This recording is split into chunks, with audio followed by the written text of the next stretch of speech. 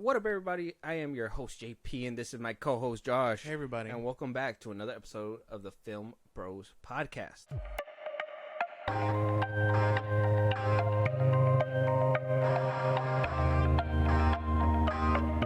Josh, Yeah.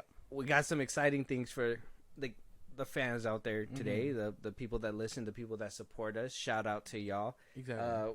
2024 is going to be great. I've been posting Manifesting. Manifesting. We've been posting it on our Twitter. Mm-hmm. We've been posting it on Instagram. You know, all our socials. All our socials. At FilmBros Podcast. There you go. All our successes. We were lucky enough to be able to book. Lucky, grateful, blessed, whatever it may be.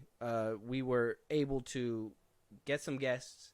Yeah. And plan out some big things for this year. And one of those big things is going to start with this episode right here.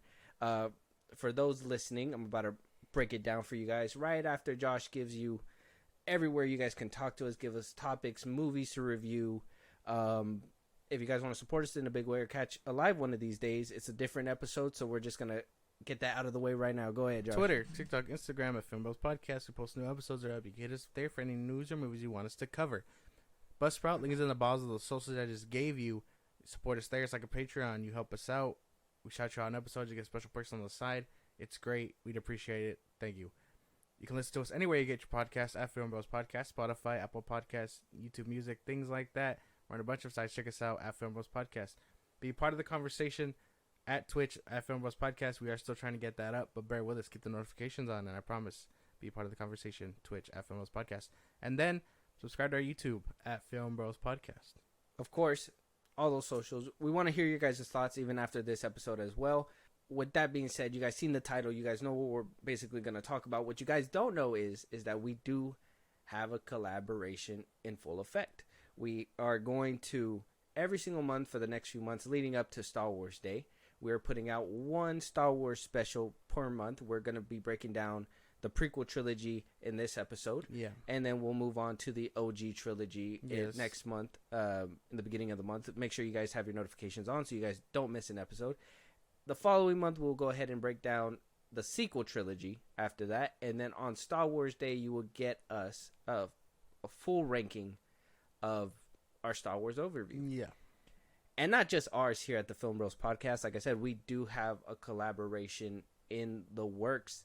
It's been a great time talking, meeting with them, getting everything out of the way to basically prepare us for this journey. We're going to be making a few parts, as I said. They have their own podcast. They're called the Force Unscripted podcast. We are going to be doing all these next few collaborations with them when it comes to the Star Wars topic. They are well versed in the Star Wars genre. They have their own podcast.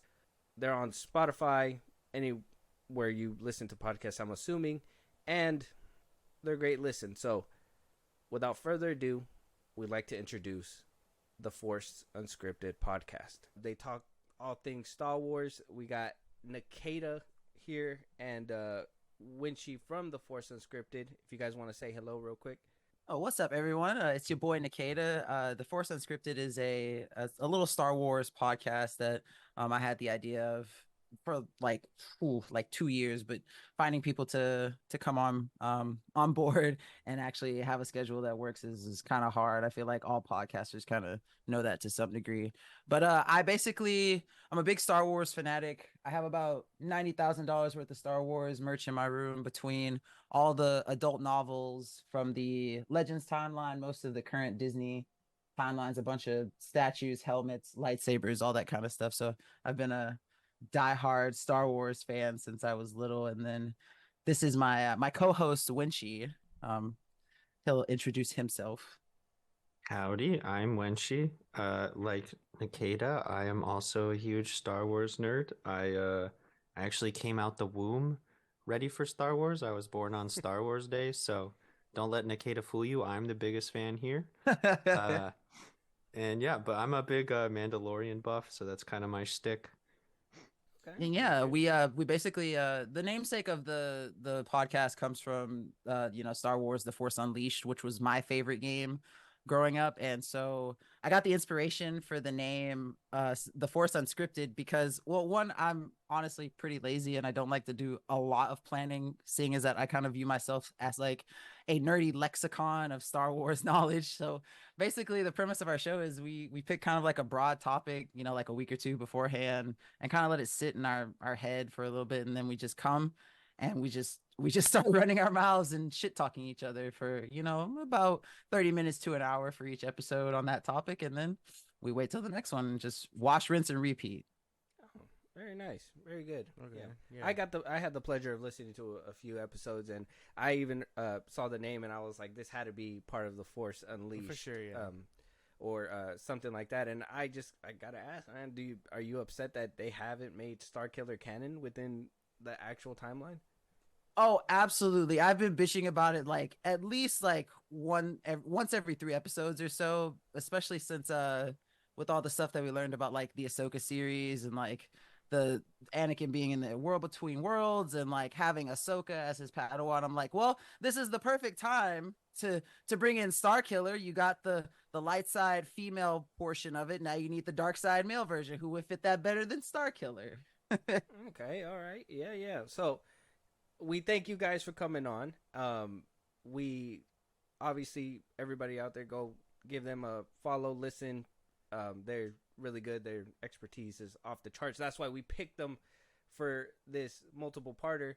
Winchie's birthday is on Star Wars Day. That's when our full ranking will come out. We're planning to do a few parts with the Force Unscripted in this kind of collaboration. So I hope you guys are excited about that as well, Nikita and Winchie. Absolutely. And the reason why we picked you guys is because obviously Star Wars is the topic. We wanted somebody just like yourself who is knowledgeable within the Star Wars universe, not only in film, because we are more of a film podcast, and yes, we do go into, you know, legends, canons. We'll talk about it because I am also into the canon and the legends books that were out before Disney, you know, scooped it up and did what they did. And I'm just, you know, I'm excited to hear your guys' perspective on these movies, to be honest. Basically, I mean, I just to like get a sense of everything going on, I really enjoy the prequels, so this should be interesting. See, and I'm also a lover of the prequels because, you know, like what I think episode 3 came out in like '05, and that was like my first year of middle school. So like they definitely hit me during my formative years. And then, you know, I just, yeah. So I really did love the prequels. Like I never understood the people back then who were like trashing on, you know, like the OG Star Wars fans. They were like trashing on the prequels. Yeah. I'm like, why? This is really like, this is really good. And then like I got a little older and I kind of rewatched them and I was like, okay, I could kind of see how they might think it's like a little cringe or a little, you know, very like, I wouldn't say polar to the original trilogy, but, you know, definitely different. And I was like, but I still think these are the shit, you know? Yeah. I 100% agree. What about you, Winchie? What do you think about the prequel trilogy? Well, I was a little younger than Nikita when the third one came out. I don't actually think I saw it in theaters. I wish I did. But I grew up watching the original trilogy with my grandpa. And I think most of the movies I watched with him. And so I got to hear a lot of like what he was saying about the movies. He never had anything as bad to say about the prequels as he did about the sequels. So I mean, I'm gonna give it. I'll stick it there. Like, if my grandpa said they were okay, then they're probably pretty good. Right. Yeah. I'm a firm believer. I think Star Wars is a franchise that anybody to a degree can enjoy. Now, especially that Disney has gotten control of it, I think they try to widen that net. We're obviously going to discuss all those things as we go down in this collaboration together. But for today, we will be discussing the prequels. We're going to touch up on our likes or dislikes. We're going to go ahead and run down the public perception of them when they were released. I know, you know, some of us are young guys and don't really remember when they were released. I am one who remembers that time, and, you know, I'm living to see now people literally just changing their mind about it. So I'm gonna share my screen with you guys right now. I hope you guys are will be able to see it. Let me know if you guys can see it. I can. Yep. Okay, so Rotten Tomatoes, obviously, I know a lot of people are like, well, Rotten Tomatoes is rigged. Rotten Tomatoes is this and that, la, la, la. We like to go based on the Rotten Tomatoes. So for the people out there, we're going to go ahead and get started. Star Wars Episode 1, The Phantom Menace, came out in 1999. Liam Neeson, Ewan McGregor, Natalie Portman. It wasn't Hayden Christensen at the time. It was somebody else, obviously. Directed by George Lucas. Had a 52% Rotten score and a 59% audience score. The critic score and the audience score kind of match each other. Josh, what are your thoughts on that score? Do you think it matches up? Do you think it's wrong? I don't know if I agree, but I think it makes sense. You know what I mean? It's a lot of the critics are always gonna think about this kind of movie as like boring or whatever, and the audiences at the time, depending on when they decided to put this review up, I think they probably felt the same way. You know, a lot of Star Wars fans were probably just like, this isn't it. But okay. I don't think I agree with it. Okay. And for the Force Unscripted guys, I'm sure you guys are familiar with Rotten Tomatoes, correct? Oh yeah, absolutely. Yeah. Okay, so do you guys have credibility towards? Do you feel like there's credibility towards them? Do you feel like they're a bunch of bullshit liars? What do you think? I mean, I always take their word for it for the most part. Like whenever I'm going to, because I don't really go to the movie theaters anymore unless it's like a date or something, right? And so like whenever I want to watch a movie, whether it be through legal or illegal means on the internet, I always look up Rotten Tomatoes score first. Like that's my first thing I do before I decide if I'm going to watch a movie. If I see like I'm never going to watch anything that, unless it comes like recommended from friends, I'm never going to watch anything that has below like a 55. That's like my cutoff. Okay. So obviously I didn't have Rotten Tomatoes when episode 1 came out, but I guess based on I feel like Star Wars is my exception. So like I probably would ignore what Rotten Tomatoes has anything to say about Star Wars because I would watch it regardless. But 55 is like my cutoff. Okay, normally, but Star Wars obviously gives you leeway, obviously. So what about you, Winchy? What do you think about Rotten Tomatoes, and what do you think about the score? I think in the past I've given more credibility to Rotten Tomatoes than I do like now. Like a lot of the movies I've enjoyed in recent years had very low Rotten Tomato scores. Not, maybe that just says something about my taste, but in the past, like it definitely lined up with my expectations. It's just more recently that I felt like their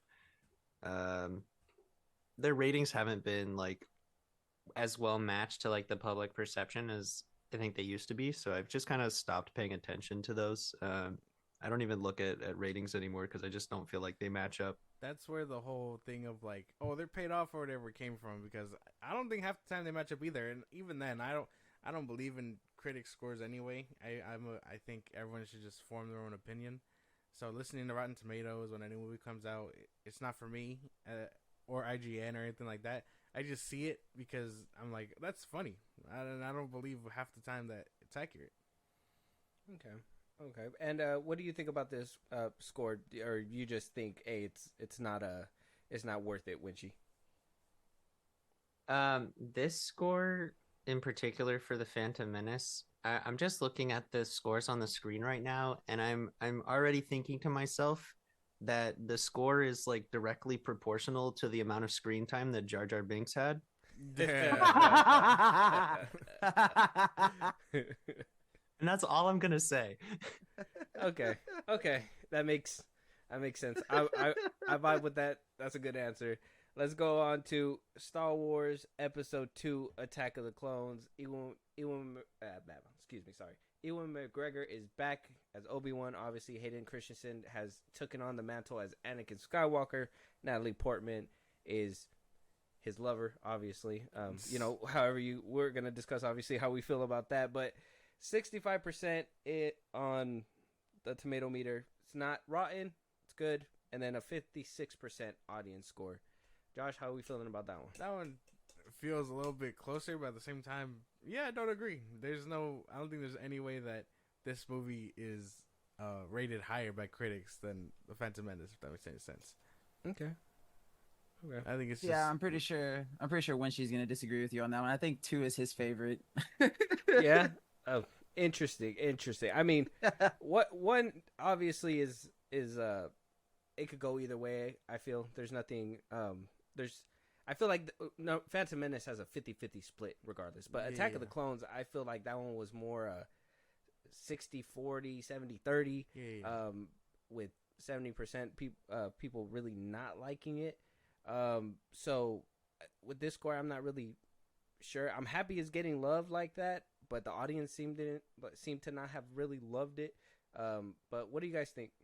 I think that just in general, like the prequels are like just from looking at the scores that I'm seeing on Rotten Tomatoes, like that you guys are showing us, I think that they're all lower than what they actually are. I feel like these scores, excluding 3, looking at the numbers, I think these are more based towards when they came out as opposed to like current perception, because now all the Star Wars fans who watch those movies like when they came out are like adults now, right? So like I feel like there's more appreciation for it. Like when Hayden Christensen came out after he reprised his role as Anakin in the Obi-Wan series, like the amount of love that man got compared to the hate he got when they first came out is just like complete, like there is nothing but just complete and absolute juxtaposition between those two positions, right? So I feel like these scores may be more accurate to like the 2002 release date. I feel like even though I agree with you that 1 is better than 2, and I don't think when she shares that same opinion, but like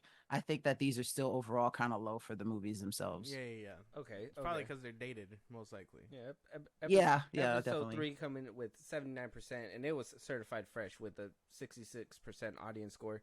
So, what about you, Winchie? Do you kind of share that same opinion, or what do you think? So like I said, am a Mandalorian fanatic. So automatically, I'm gonna give episode 2 a higher rating than episode 1, because Jango Fett's in it.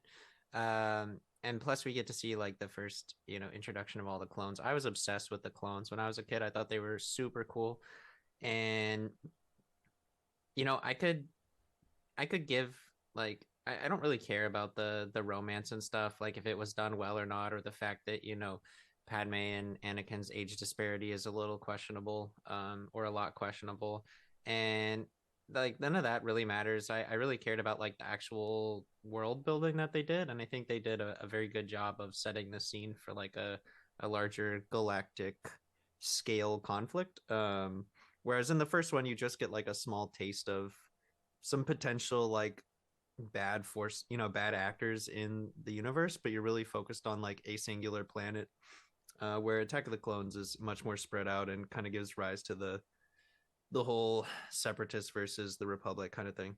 I don't know. I think in terms of world building, I think it did a lot better. But at the time, I can see people being like, "Dude, this Clone Wars stuff, isn't as great as Obi-Wan made it out to be in that single line from Episode 4."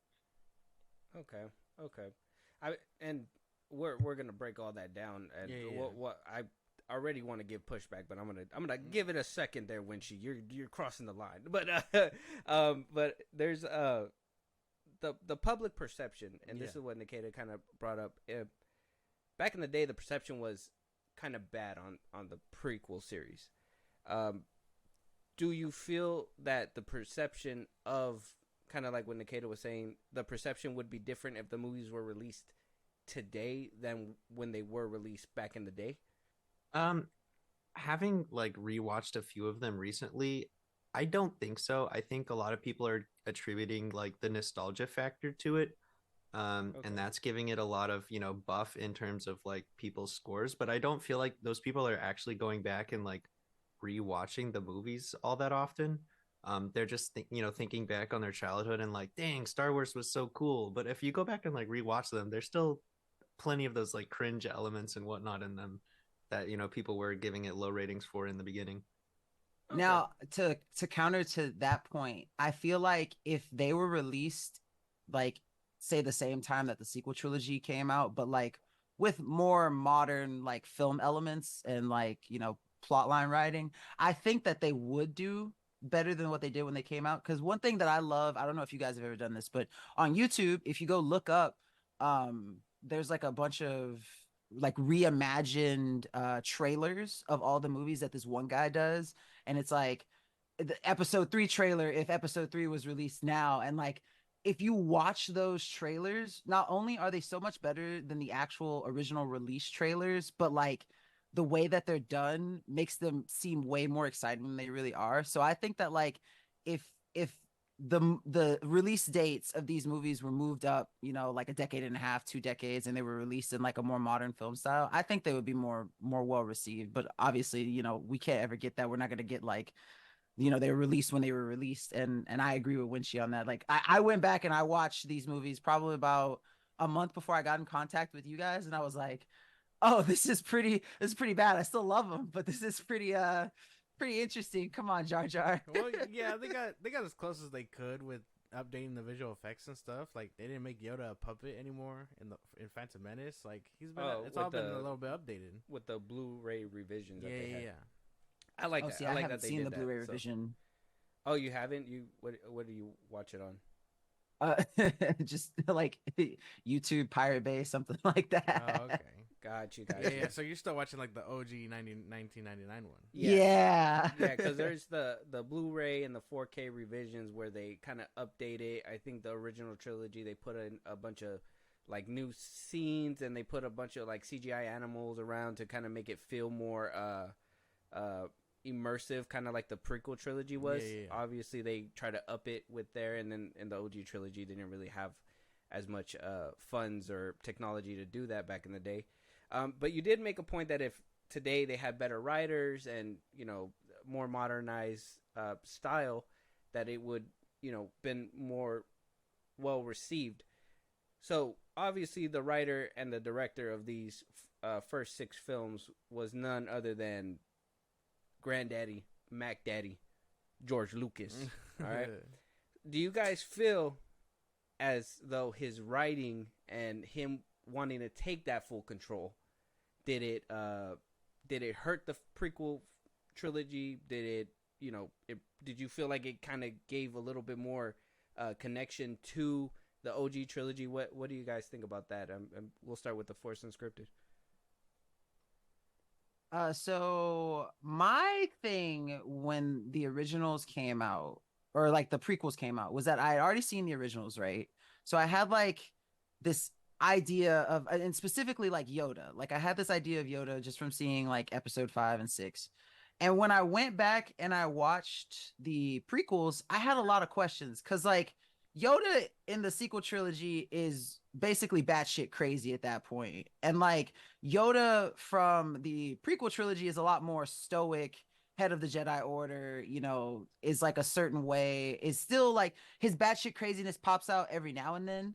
But there's a lot of like, well, how did, you know, like, why is he like this, you know, by the time the originals come around? And I just had a lot of questions about that. And I also had a lot of questions about what the fuck happens between episode 2 and episode 3 that Anakin like gets like this, right? Because like it didn't make much sense to me. As like, not one, I'm a kid, so I'm not like assuming a bunch of things that I would assume if I was an adult. But like the fact that after the prequels, the Clone Wars come out, and then you're like, oh, okay, Anakin goes through a whole bunch of fucking shit between those 2 movies, and that's why he's like that at episode 3. It answered a bunch of questions, and which I think that like not only George Lucas, but like Disney is kind of doing the same thing, where like these movies leave a lot of gaps for information that you don't have just yet. And both of them, like whether if it was Star Wars under George Lucas or Star Wars under Disney, they've gone back with series and kind of filled those in. And I don't really like that, honestly, but I like that the closure that it gives me. So I think that like George Lucas did an okay job of doing his movies as compared to what Disney did with the sequel trilogy and then filling in with the series. But I still feel like George Lucas, I don't want to say dropped the ball on the prequels, but could have done better. This was a conversation that we had also had with one of our other co-hosts, Bonk Bonk. He mentioned that like for the original trilogy, like George Lucas also had like his wife kind of like help him with some of the stuff for the original trilogy that he didn't have for the prequel trilogy. And I think that definitely kind of shows Like when you think about that little, tidbit, fun fact, whatever you want to call it. But again, I'm still a lover. I'm always gonna be a lover of the prequels, no matter how cringe or they're dated like the OG trilogy is now at this point, because they're like, well, the prequel trilogy is 20 years old and the original trilogy is way older, but I still feel like they're good in their own aspects. It's the original trilogy in my head is good movies and good Star Wars, and the prequel trilogy in my head is okay movies, kind of cringe, but still good Star Wars, and that's all I really care about at the end of the day. Okay, just to kind of get to your point, it's George Lucas made a good world of Star Wars, but you would say the writing and the production value wasn't really hitting. Correct. Nothing hits like the OG trilogy. Everything else after that is just lesser, in my opinion. Okay, what about you, Winchie? What do you think about George Lucas have taken the reins of the prequel trilogy and him being that divisive thing? I'm actually for once pretty much exactly aligned with Nikita's opinion on this, except for the part where he said that like the prequel trilogies don't hit as good as the OG, and except for the part where Jango Fett drops those seismic charges from the back Oh of my the fucking! slave Here line. we go again. God damn it! He's That obsessed with that sound. That Oh my sound God. hits all my happy nerves. Like my brain, every time I hear that sound, it's just like, oh, I can agree. Like I can agree. I can agree. It's the best. When I heard it in Mandalorian, bro, I geeked. I geeked, bro. Yes, I love it. But yeah, no, I was also gonna mention his wife, how she did like make some of the bits and pieces of the original trilogy like flow. I think she had a lot of say in some of the like battles, especially the final battle that I think wrapped it up the way it needed to be wrapped up.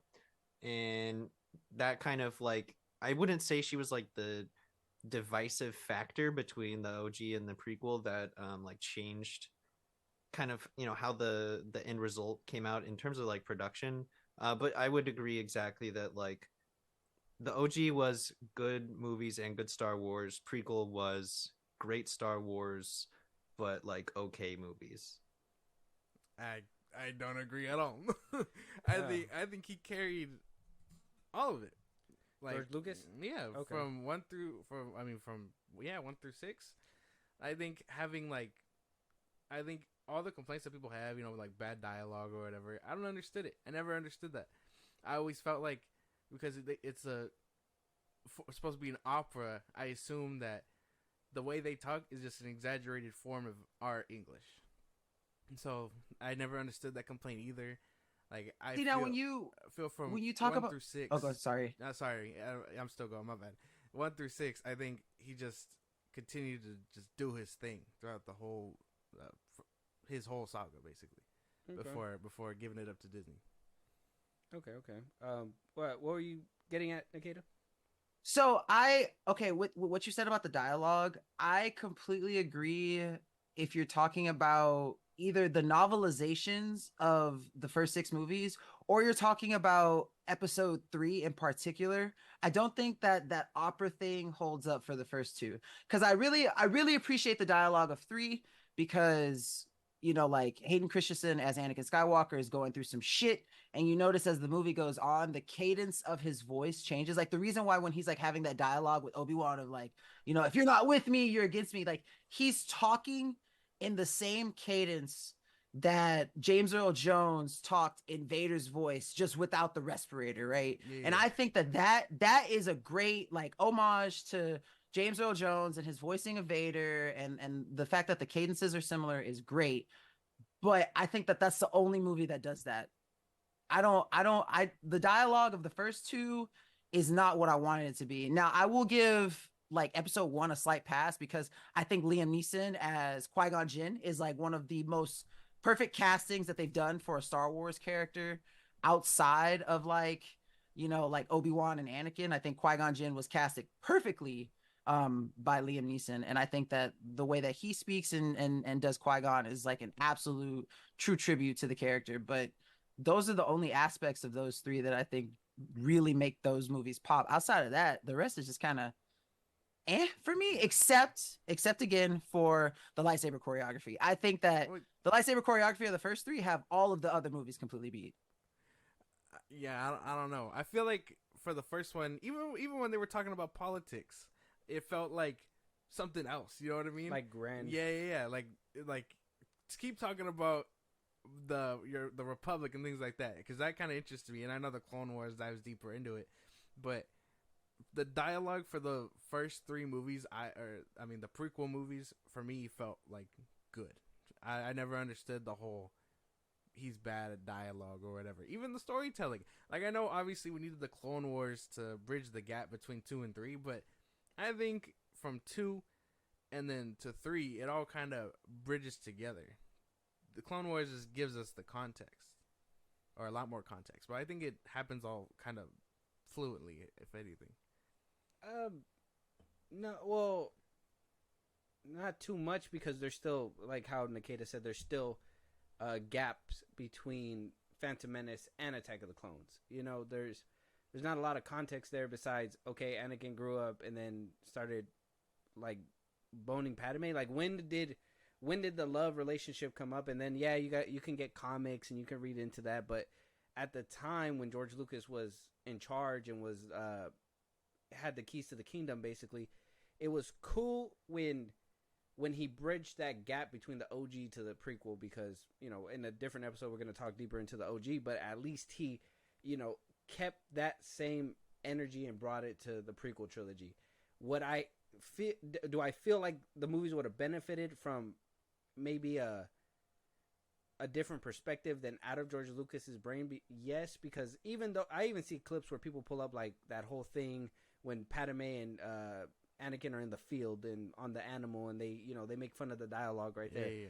But if you do notice, in every single movie, it's how George Lucas kind of envisions it, because he kind of maintains that pace. He felt like because it was a prequel era than the OG, they shouldn't be talking the way they talk in the OG. They should be talking, you know, fancier and, you know, a little bit more elegant and out there. So I mean, there was connectivity there, and I appreciate his Star Wars and, you know, him bringing it back and bringing it out. It's just the writing could have used a little bit of a touch up. I can say for sure. Mm-hmm. I would just say agree with that. Only I think just the dialogue. I mean, it would have helped with people and the perception of what people see it today, because I do see a lot of people clowning the dialogue, and I kind of feel like that's where the downfall happens. And if you look back at it for CGI purposes, and I mean, now you could look at it and be like, wow, that shit is so dated. But at the time that it came out, this was revolutionary. Star Wars was the first one to Jar Jar Binks was a full CGI character. So they brought that shit into fruition. Now we're at the point where we're getting the Incredible Hulk as all CGI and all this and that, depending on what you guys think of that. MCU, whatever, that's a different topic for a different day. But I do think that George Lucas, maybe not so much as a director, I think he had some. If he had a little training under his belt, it would have helped it out a little bit. But at least the writing aspect, it could have used some work. I don't think so. No. You talked about the way that they were talking, like that it should be different between the prequels and the OG. But like, this is a civilization that's like almost 30,000 years old. Like a 20-year gap between two different events really shouldn't drastically alter the way that people talk. And I think you can see that a little bit in episode 4, the way that Obi-Wan talks and the way that like Grand Moff Tarkin talk.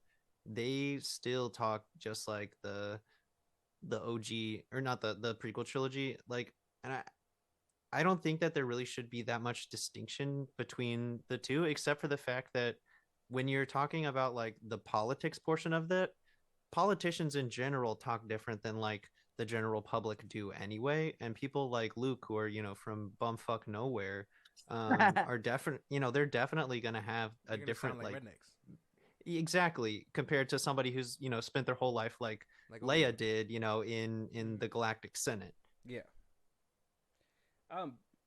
Yes, but if you put into the context that the Republic basically became a relic, and if you take into consideration that Tarkin and Obi-Wan were the ones that kind of crossed that barrier, it's because they were alive at that time and were able to carry that, and they kind of carried that throughout their life. Whatever they did in the Obi-Wan show is something different. I thought that should have altered all kinds of things, but that's a different topic for a different day. But did the Republic really become a relic? Like, you got to think about it. The Republic was in power for thousands of years and then out of power for like 24 before the New Republic shows on. So like, does it really become a relic? It's 25 years, let's say max. Like a real. I would say so. I mean, Empire actively went washed ahead. it out. Yeah, they literally wanted it to be gone. They didn't want no memory of it. They had a whole currency change. They had stormtroopers instead of clone troopers. They had like people signing up for the army. I would say it fell out hella. Yeah, I would think But that they still had an to Imperial completely Senate. get rid of it. Yeah, but then as you can tell as time goes on, with especially with the context that we're getting with video games and comic books and all that, it was mad corrupt. It's either you got along with them or you didn't. And if you didn't, your planet is being destroyed. So politicians would go up until their breaking point, and then when they decide to stand up against them, they were washed out. Yeah. So it's either you get along or you die. I mean, even in like, well, not to bring up Mando, but like in season 3, they make it a big part that, or not in Andor, my bad. In Andor, they make it a big part saying that you still have to do your job, but you rebel quietly. So it's a whole thing about, I'm pretty sure it was wiped out, completely, a relic. They even went as far as, with the sequel trilogy, bringing back a new Republic. They were like, it died, so we got to rebirth it new. Yeah.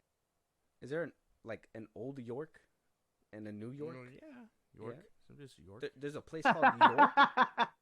Yes, like there's York and a New York. Okay, Like that Mexico just and like New popped in Mexico. my head, to be honest. I was just like, New York, York, New York.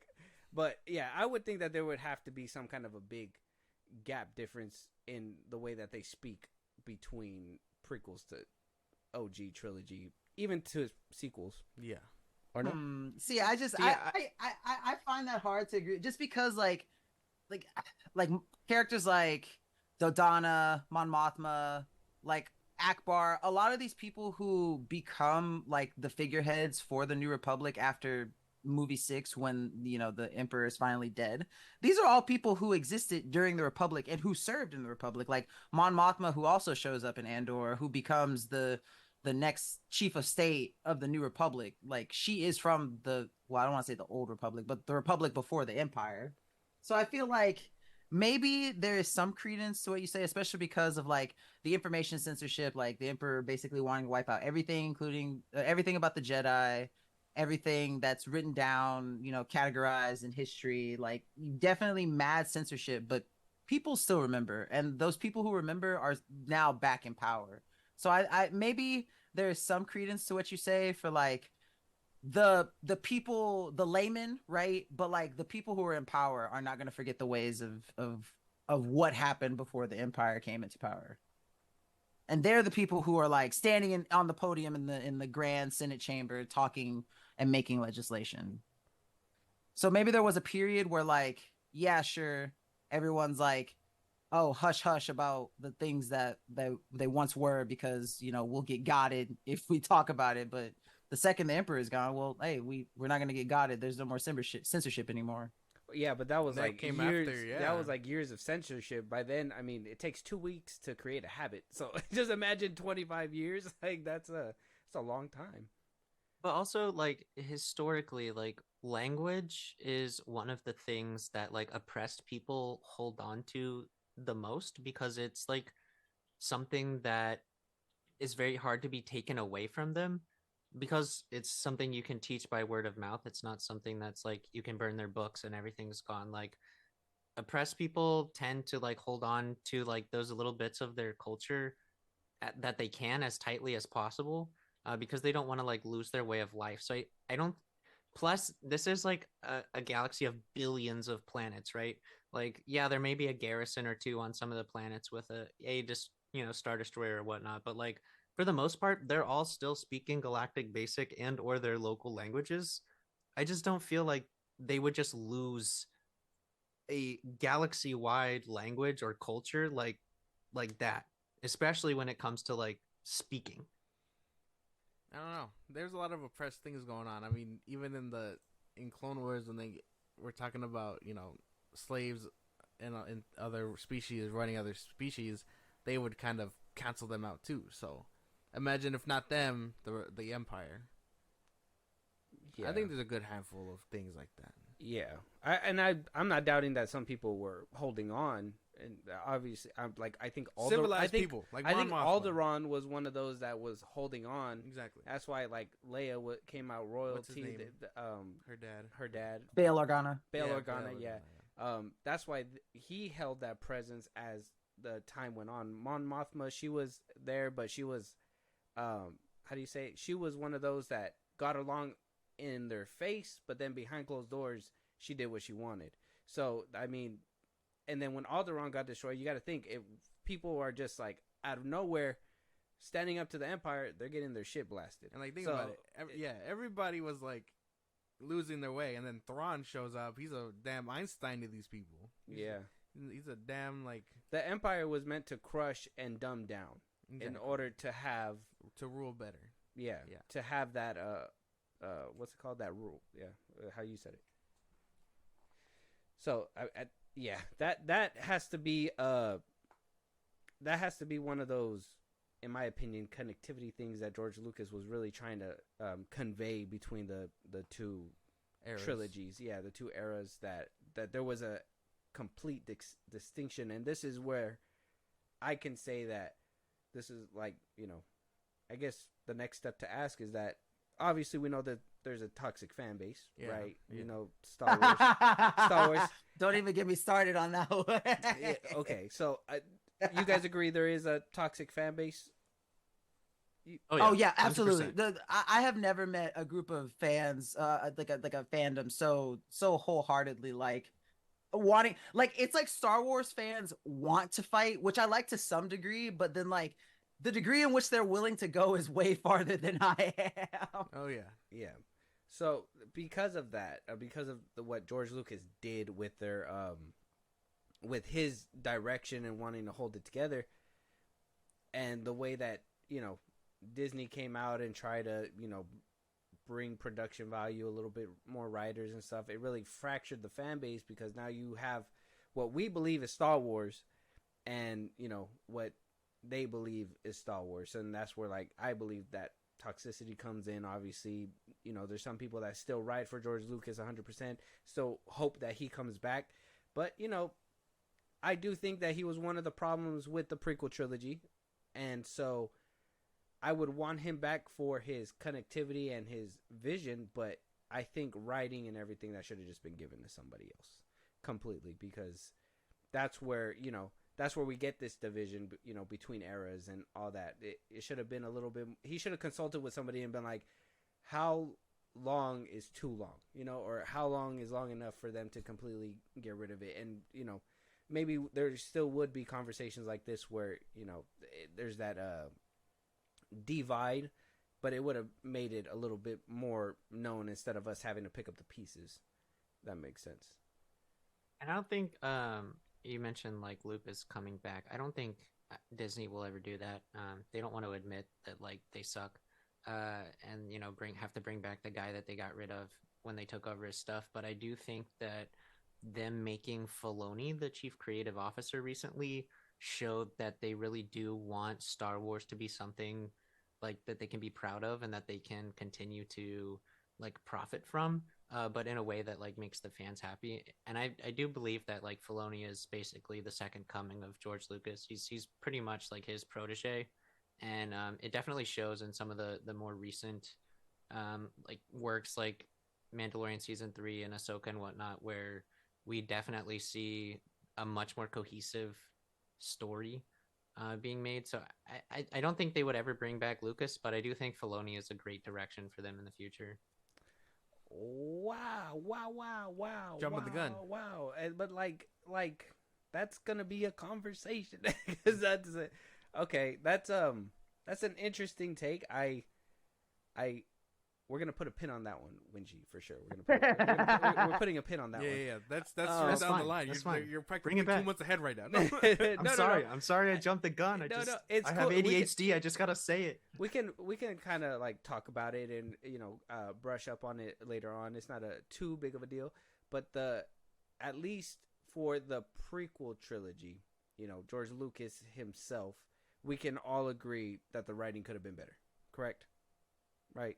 Absolutely. Yeah. No. You think, Josh? You think that his writing was A1, like it was Yeah. top to bottom, damn near delectable? Yeah. Other than Jar Jar Binks, yeah. A good 99% of the time, yeah. I think the writing might have been good. The execution was what was lacking. Oh, so you think it was the actors? We think that Natalie I'm Portman's not necessarily the actors, but I think that the pacing is off. That's my issue. Oh, the pacing. Okay. Yes. Okay. Yeah, nothing against the actors. Like, I do think the story is fine. It's more just like the execution within the context of like the movies. Not like the actors did it as well as they could with the material that they're given. They're handed, right? You can't really blame an actor for something like they only have a minor portion in considering all the extra work that goes into something in a movie, like the art and the production, all that stuff is. There's a reason the credits are so long, right? Like the actors may be at the top, but there's thousands of other people that go into making something come together like that. Yeah. Background actors, people in mocap for the aliens. You got all kinds of people on those sets. So I guess like another big question that kind of divides the fan base before we completely just start dipping into these movies is how do you say it? The CGI, right? The we kind of touched up on it. We know that the CGI was kind of paving the way, but a lot of people say that they're just eyesores now. Like it's just not working in today's date. They need an update, or we need another trilogy as great as the prequel trilogy. That's what people say on Twitter. That's what I hear. Whatever your guys' favorite trilogy, we'll probably get to that with the Force Unscripted, but let us know down in the comments what you guys think out there. Yeah. But for the Force Unscripted, what did you guys think about the CGI in these movies? Do you guys think that they're an eyesore now? Do you marvel at the CGI efficiency that these movies showed? I think you kind of hit the nail on the head when you said think about them at the time that they came out. Like, yeah, groundbreaking stuff. And I think that when you're talking about specifically the CGI, you have to look at them in the scope of the time that they came out, which is like you also have to view the original trilogy in the same way because, practical effects as opposed to CGI of the prequel. So I think when you look at them in the time that they came out, absolutely groundbreaking, fantastic. It looked good. I mean, it was one of the things that kept me into it was like seeing the armies of the droids and seeing a character like Jar Jar, like, oh, this dude is kind of goofy, but he looks really cool. I think if you look at them comparing them to what we have now, like these are little pieces of shit, right? But in the time that they came out, definitely great. It doesn't even bother me watching them again today. Like I said, I rewatched them about a month or so ago and still love them. I probably love them more than I did as a kid, if I'm being completely honest with you. But you still see the cringe aspect of a movie starting to get dated when it comes to the technology of that movie. Okay. Yeah, I mean, basically, I think the only one to suffer from like development hell of CGI is probably the second one. Okay. I think the first one, he does a good mixture of keeping it practical and CGI and the important bits, I guess. And then the second one, that one was has heavy CGI characters and stuff. And then, I think he kind of perfected it with the third one. And, that came out when everybody was using CGI. But I think that second one was where the printer hit the jam button. Like, he just expanded too much, apparently. What about you, Winchy? What are your thoughts on the CGI and looking back at it now? Even looking back at it now, and even if we're talking about what you say is probably the worst one, which is the second, like I've seen movies and shows and whatnot in recent times that still have worse CGI, right? Like it may have been, like looking back on some of it, yeah, some of the characters do look a little wonky and whatnot, but I've seen way worse in way newer stuff, with even like bigger budgets.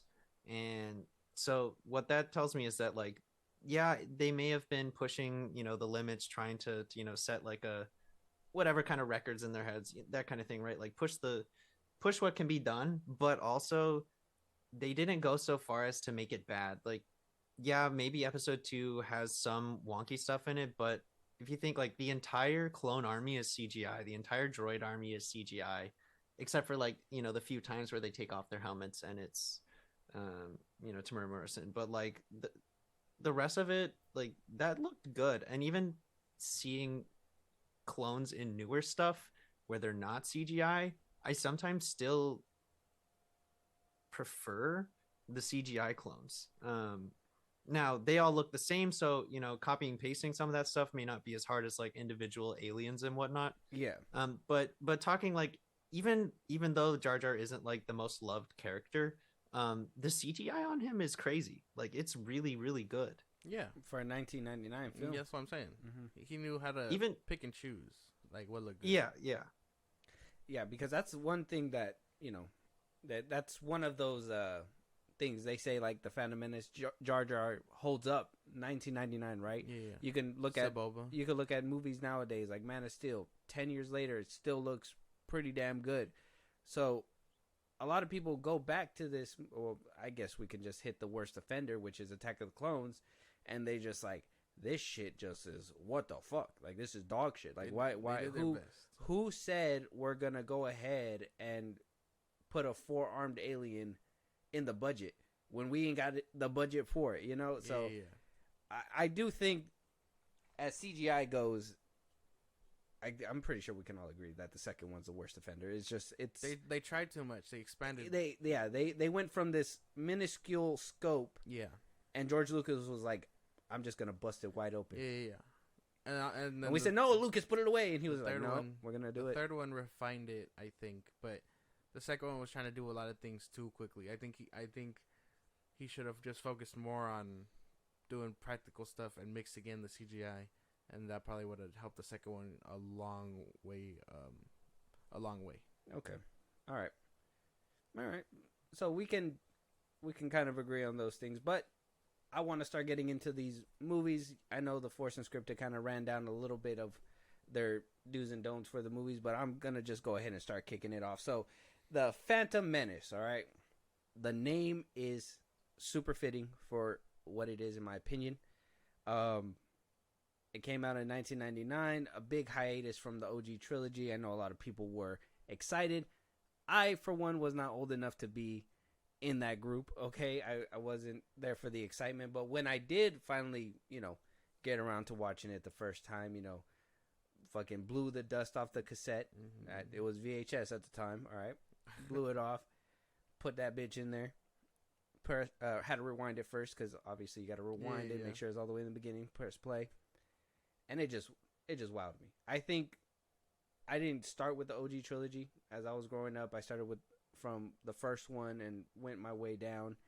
And the first one had a great, how you said, mix between practicality, CGI. Jar Jar was, as annoying as he is one of those top-notch characters that will never be forgotten because of the fact. I mean, people are still making up theories about Darth Jar Jar is a thing that people are still bringing up till this day, regardless. That final battle in space with, Anakin destroying that whole space station was a great feat to have in 1999. The fight between Obi-Wan Kenobi and Maul and Liam Neeson obviously is going to be top tier, one of the top tier fight scenes in all of Star Wars. And I know a lot of people don't like the whole pod racing thing, but I thought that was great. And he's seen the behind the scenes behind it, and knowing that they actually built these race cars or whatever pod race, whatever. Mm-hmm. They built it just to destroy them and put that on screen for practicality's sake. 100% chef's kiss. Josh, what do you think about the Phantom Menace? I think it's a good movie. I really I obviously wasn't old enough to enjoy that one. I wasn't old enough to enjoy the second or third one. More on that later. But I think when I actually did get around to watching this, I thought it was boring at first. I was like, all these people talking, this is insane. And then I was old enough to appreciate the when I got old enough to appreciate the actual what was going on, politics, the Jedi and things like that. I remember thinking like, this is a really good movie. And then I fell in love with the actual, the end fight scene with Darth Maul and Obi-Wan and Qui-Gon Jinn. I remember that being the standing out point. I know that's probably everybody's standing out point, but man, when I first seen it, it was everything to me. So I think it still holds up. It's a good movie. Okay. High regards. What about you, Nikita? What I know you gave us a little bit earlier, but what pros, cons? What'd you think about the first one? I think that as far as the prequel trilogy goes, Phantom Menace is definitely one of the best as far as thematic Star Wars goes, and that comes from a lot of reasons. The biggest thing that came out of like episode 1, in my opinion, in regards to the entirety of like Star Wars as a whole, is Duel of the Fates. And one, amazing job by John Williams for just the overall composition of that song. But I feel like as far as thematic Star Wars goes, it's like it's the focal point of that movie, because the Duel of the Fates being, this is Anakin Skywalker, the chosen one, and what happens in this Duel of the Fates is going to be, completely and utterly tied into the course of the chosen one. So like, sure, they in the fight of Qui-Gon Jinn and Obi-Wan versus Darth Maul, like the light side wins the battle, but the dark side wins the war, right? So like in the Duel of the Fates, the fate where Anakin has to go through this grand downfall, be the end of the Jedi Order, basically, is what comes to fruition because Qui-Gon, the person who would have been best to guide this small boy to Jedi knighthood, to be the actual savior of the Jedi, the chosen one, dies, and then we lose the Duel of Fates. Like that's because of Qui-Gon's death. The Duel of Fates is lost, and now Anakin is doomed on this path where he has to become Darth Vader and destroy, the Jedi Order. I think that's what makes episode 1 such a beautiful movie. Again, I absolutely loved Liam Neeson being cast as Qui-Gon. I think he did a great job. There's always a bigger fish. That's like one of my favorite quotes from that movie. I think that's one of Hunter's favorite quotes from that movie too. And I think as far as like setting the pace for how we get to this, this black clad caped figure in episode 4 is all dependent on the events of episode 1. And that's why I love episode 1. Okay. Very good. Yep. Next. Pros, cons for episode 1. Pros, obviously, is the Duel of Fates. I mean, I still get like chills even when just the music comes on. But I enjoy, I like spaceships. I like that kind of stuff. I really love the Naboo starfighters, the N1s. They're awesome. I loved the pod racing. I still enjoy watching the pod race. I don't know. I didn't even realize people really didn't like that. Honestly, because I thought the pod race was a really great, well shot scene, with like real senses of danger for the participants. I didn't hate Jar Jar. I think Jar Jar, of all of the Gungans, Jar Jar was my favorite. But I really didn't like the Gungan monarchy or whatever they were, whatever kind of government it was. They just felt annoying to me and like cowards. Even still do. So I didn't really appreciate that. I did love that when the Gungans actually went to war. I love the way they fought because I thought it was silly, but it ended up working out in their favor. Um, but yeah, I really enjoyed the spaceships, the cool tech, that kind of thing. I didn't necessarily love some of like the characters. So I would say pros are like the tech, the the sci-fi aspect of it, and cons would probably be some of the like goofiness. Oh, okay. That makes sense. I mean, the Gungans weren't like they were never really like a talking point. You know what I mean? Like underwater species make sense, but they aren't what I imagine. And the fact that one of them that's kind of a fumbling dummy makes it to the Senate and all that, you know what I mean? Like it's really weird how that works out. And I know the Clone Wars, like the show, like gave them their props. I think there's like a whole arc with them, right? They like take down General Grievous. Like you'd never expect that from this kind of race. Yeah. But to me, I never found them interesting. Even Jar Jar Binks, like I don't know, found him silly. Gungans, yeah. Those are the throwaway species. I think that a lot of people don't give enough credit. But to what you were saying about the pod racing, now from a film perspective, the pod racing scene doesn't make sense to a lot of people. Okay, because when this movie came out, people were like, the son of Vader, or not the son of Vader, the Vader as a child, and his upcoming, and what kind of hardship did he go through, whatever. And when it comes down to the pod racing aspect, that a lot of people, at least from a film perspective, were hoping for him to fail to make the pod racing kind of a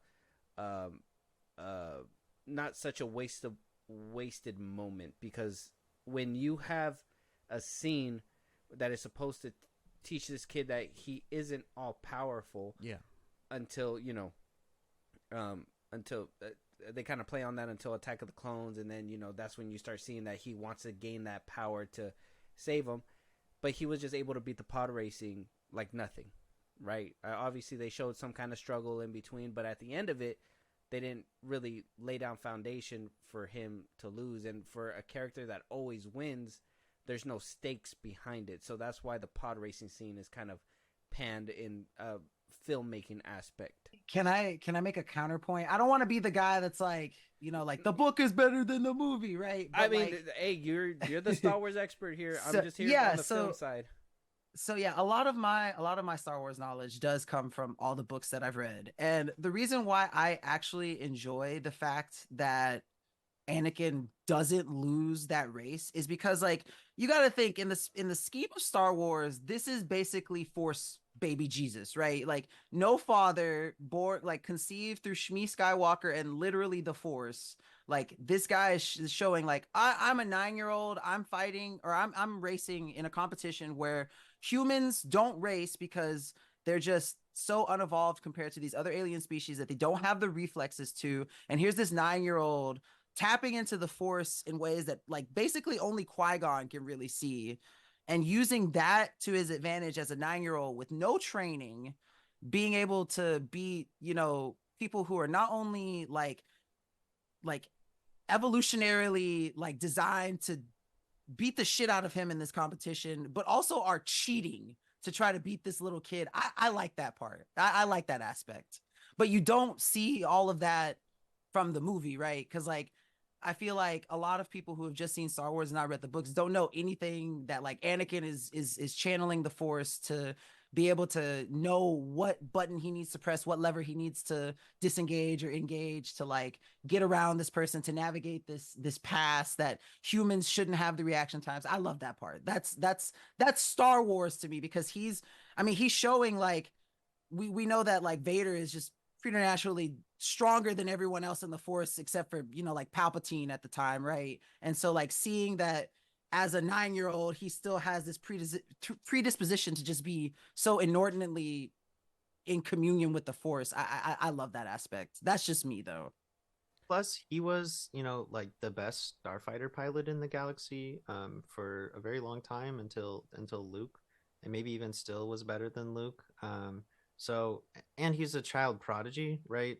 And you don't typically see child prodigies like getting that failure kind of like redemption arc thing until later when they are like a little more developed and like can like emotionally deal with something like that. Like you don't see a lot of child prodigies failing when they're 9 years old. You see them failing when they're like 17 or 18, entering the adult world, and they realize that like things aren't all sunshine and rainbows, that kind of thing. So I don't think it's a bad thing that he didn't lose. I mean, it, I he mean, because like was what you just said happens. Like, he yeah, does fail in like his late teens. right, exactly. Like I think that was fine. Okay, yeah, just from that, I guess bringing in that film perspective, they just, I guess a lot of people felt like that scene was pointless, and even adding on to the tail end that he was able to destroy the battleship, and yeah, there's all that, as Star Wars fans, we know and we understand he's tapping into the Force. Yeah. We understand that he's doing things that not normal human beings but can from do. the outside looking in, it's just like, this is boring. Like, yeah, he's just a kid He's that can racing. do it Like, all. this is ridiculous. Yeah, without any explanation. Which leads me to my next point when it comes to people hating it from a film aspect, and maybe from the Star Wars community as well, was the introduction of midichlorians. So they try to explain all that by saying that he has midichlorians within his bloodstream, and that's how obviously he has the Force and all that mumbo jumbo, whatever. They by the what do we think about the midichlorians first? They fine addition to the Star Wars universe, I think would it so. have been better to feel like it was the Force coming from the Earth, and only some people can train themselves in that art? No, I So think. No, go ahead. okay, so like everyone has everyone is the Force is a part of everything and everyone. So like the midichlorians are just like a physicalized at a microscopic level um way to explain how like the Force is connecting everything. Everything has some form of like midichlorians in them, Yeah, right? Like it's a way to measure, whatever. I guess. Right, exactly. Just and since he was like a child of the Force, literally, the fact that he has more midichlorians makes sense because like half or more of his DNA is literally midichlorian. And so like it's just a way to give a physical like appearance to the Force so that you can explain like he didn't have a dad, but it's still in his DNA kind of thing. And so I don't think it's like yes, it's a little bit of sci-fi magic, but there has to be some amount of hand wavium in like all of these like sci-fi things because again, it's magic, right? Like it's the Force is magic essentially, right? It's there has to be some amount of hand wavium. You, you have to explain away some things. It's just not possible to give like a scientific explanation for every single thing that makes sense to everybody, no matter what like the genre or like the medium is. Like it's sci-fi, there's a reason it's fiction. Yeah, and a lot of people, we say this on our podcast all the time, but a lot of people like to be spoon-fed information. Yeah. A lot of people like to be, in the movies, from the movie buff perspective, a lot of people like to be fed that information, reassured that this is exactly what's happening. And I guess from a film perspective, it just didn't reach that. It didn't reach that mark for a lot of people, according to the Rotten Tomatoes score, and according to the critics. We know that, but they don't know that, and I think that's what really hurts this. I guess the movie as a movie. I guess as a Star Wars fan, we know the backstory. We know what goes into those scenes. It's just it kind of undoes the movie if you don't know what's happening. And see, I actually agree with you guys on that. I think that the midichlorian thing could have been completely left out of the movies and been something that they like put into the books. But just as someone who has read, so like there's 174 novels, I believe, for the Legends timeline, and I've read about like 80 to 85% of them. And basically in that small little span, like between the timing of like episode 1 and episode 3 is literally the only time, even in like the book timeline of Star Wars, that they really only ever talk of that's the only time they really mention midichlorians. When Luke is like restarting the Jedi Order, he doesn't he doesn't do anything about midichlorians. He touches the back of their neck, and like if he gets a kickback, then he's like, ah, yes, you have the Force. They don't even like reference it in the books all that often. I think it was uh like an unnecessary point for the movies. I think that there are other ways that you can be like, oh yeah, this child has no father and is, you know, stronger in the Force naturally than Yoda without having to say, oh yeah, his midichlorian count is over 20,000. Like, what does that mean to me? So what is Yoda's midichlorian count? They never say that. Like, I don't have any like frame of reference here. So like, I think that the midichlorian part could have been left out of the movies, personally speaking. Yeah, because then I mean, without explanation, they just were like, yeah, she's married. She had a baby without, you know, any father or nothing like that. And they were just like, yeah, the reason we can explain that is midichlorians. There's midichlorians there, obviously. And we all agreed the CGI to practical, the effects were pretty good in this movie, correct? I think so. I think we already discussed that, so we can all agree there. Writing could have been done better, right? Except for you. You think the writing's good, Josh. Yeah. But for the unscripted over there? Yeah, no, we're on the same page there. Yeah? We're on the same page. Yeah. All right, for sure. So, before we move on to episode 2, now, this is all a personal score. We're going to just rank this from 1 to 10, 10 being the best, 1 being the worst, 5 being in the middle. And you put into whatever you want into play into the number that you give for this for the Phantom Menace. This rating will not affect the overall ranking when we get to that on Star Wars Day. But this is just to kind of, you know, measure our nostalgia and what we love about the movie and all that. So I'll go off first. The Phantom Menace is obviously a good entry point for some people, and for some people, no. I can acknowledge, with context, this movie's great. Without context, you don't have a lot going for it. I know people say a lot of the issues come from pacing as well, aka the whole politics aspect of this movie. And though some things can be boring, unless you're super interested in the Star Wars universe like how we are, I can acknowledge the fact that, you know, it's not going to be the same for everybody. Some people are going to desire more. Mm-hmm. With that being said, with my nostalgia factor playing in there and all that, I got to give this movie like a solid 7. It's not the best made film out there, in my opinion, but I love Star Wars. I think it's great and it does what it needs to do. Do I wish there was more to context so more people could love it? Yes, but since there's not, it is what it is. But Josh, go ahead and then we'll pass it on to them. This movie, I mean, I think it's good, and obviously, you know, that's from a real fan perspective. But I wouldn't show someone this movie to like get them into Star Wars. Oh, this isn't the one that you'd be like, let me show you Star Wars. Yeah, no, I can acknowledge that it is too slow. It does have its moments, and while I can totally hype up the ending, no one's gonna want to sit through another hour for an hour and a half just to see a cool fight. You know what I mean? Not most people, anyway. I even acknowledging all that, despite the good dialogue, in my opinion, and all the characters writing for it, I'd give it like a 7 out of 10. 7? Yeah. 7. So double 7s over here from the Film Bros. What about the Force Unscripted, Nikita, Winchie, whoever wants to start it off? I'll let you start off, Winchie. Go ahead. I agree that if this were the very first movie in Star Wars that I had ever watched, or in general somebody had ever watched, I don't know if they would continue watching Star Wars. It's definitely not the one I would show everyone. I would, you know what? I would give it a 6.5. Maybe even a 6. Like, it's a good movie. But I wouldn't even rate it as high as you guys did, even from like a Star Wars loving standpoint.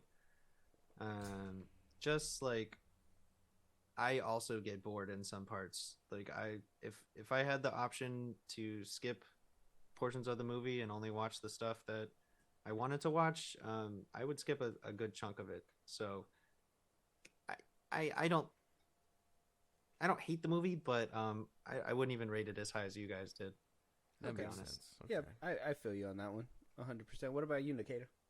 See, I'm on the same boat as Winchie for this one, even though he and I argue a lot about Star Wars. I'm definitely, I think my number is 6. I think very strong opening as far as Star Wars movies are concerned. Like the scene where you just it's Obi-Wan and Qui-Gon just already in the thick of it, right?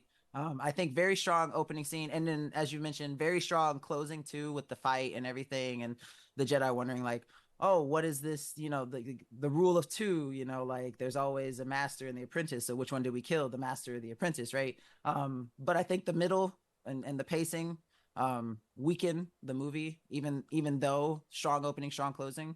So my rating is definitely 6 for this one. There you go. That makes sense.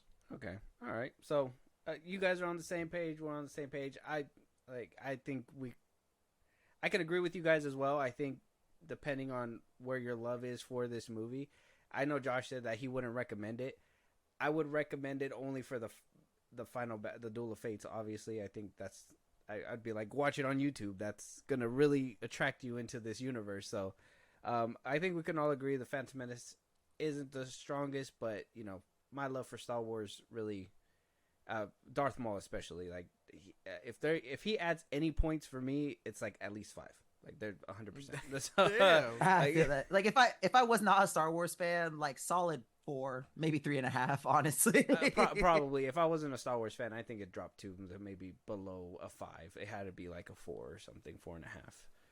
If I wasn't a Star Wars fan. Well, yeah. I mean, we got investment in these characters at that point. Yeah. Well, I mean, I would say I fell in love at first sight with Darth Maul. So I think regardless, it went up. I think what made me really interested in the universe would have, like, that was the character that made me be like, where the fuck did this guy come from? Imagine, like, growing up with this franchise, right? And then, 1999 comes around, you're just a fan. You're like, holy shit, they're making another one. This is supposed to predate everything. You're watching the movie.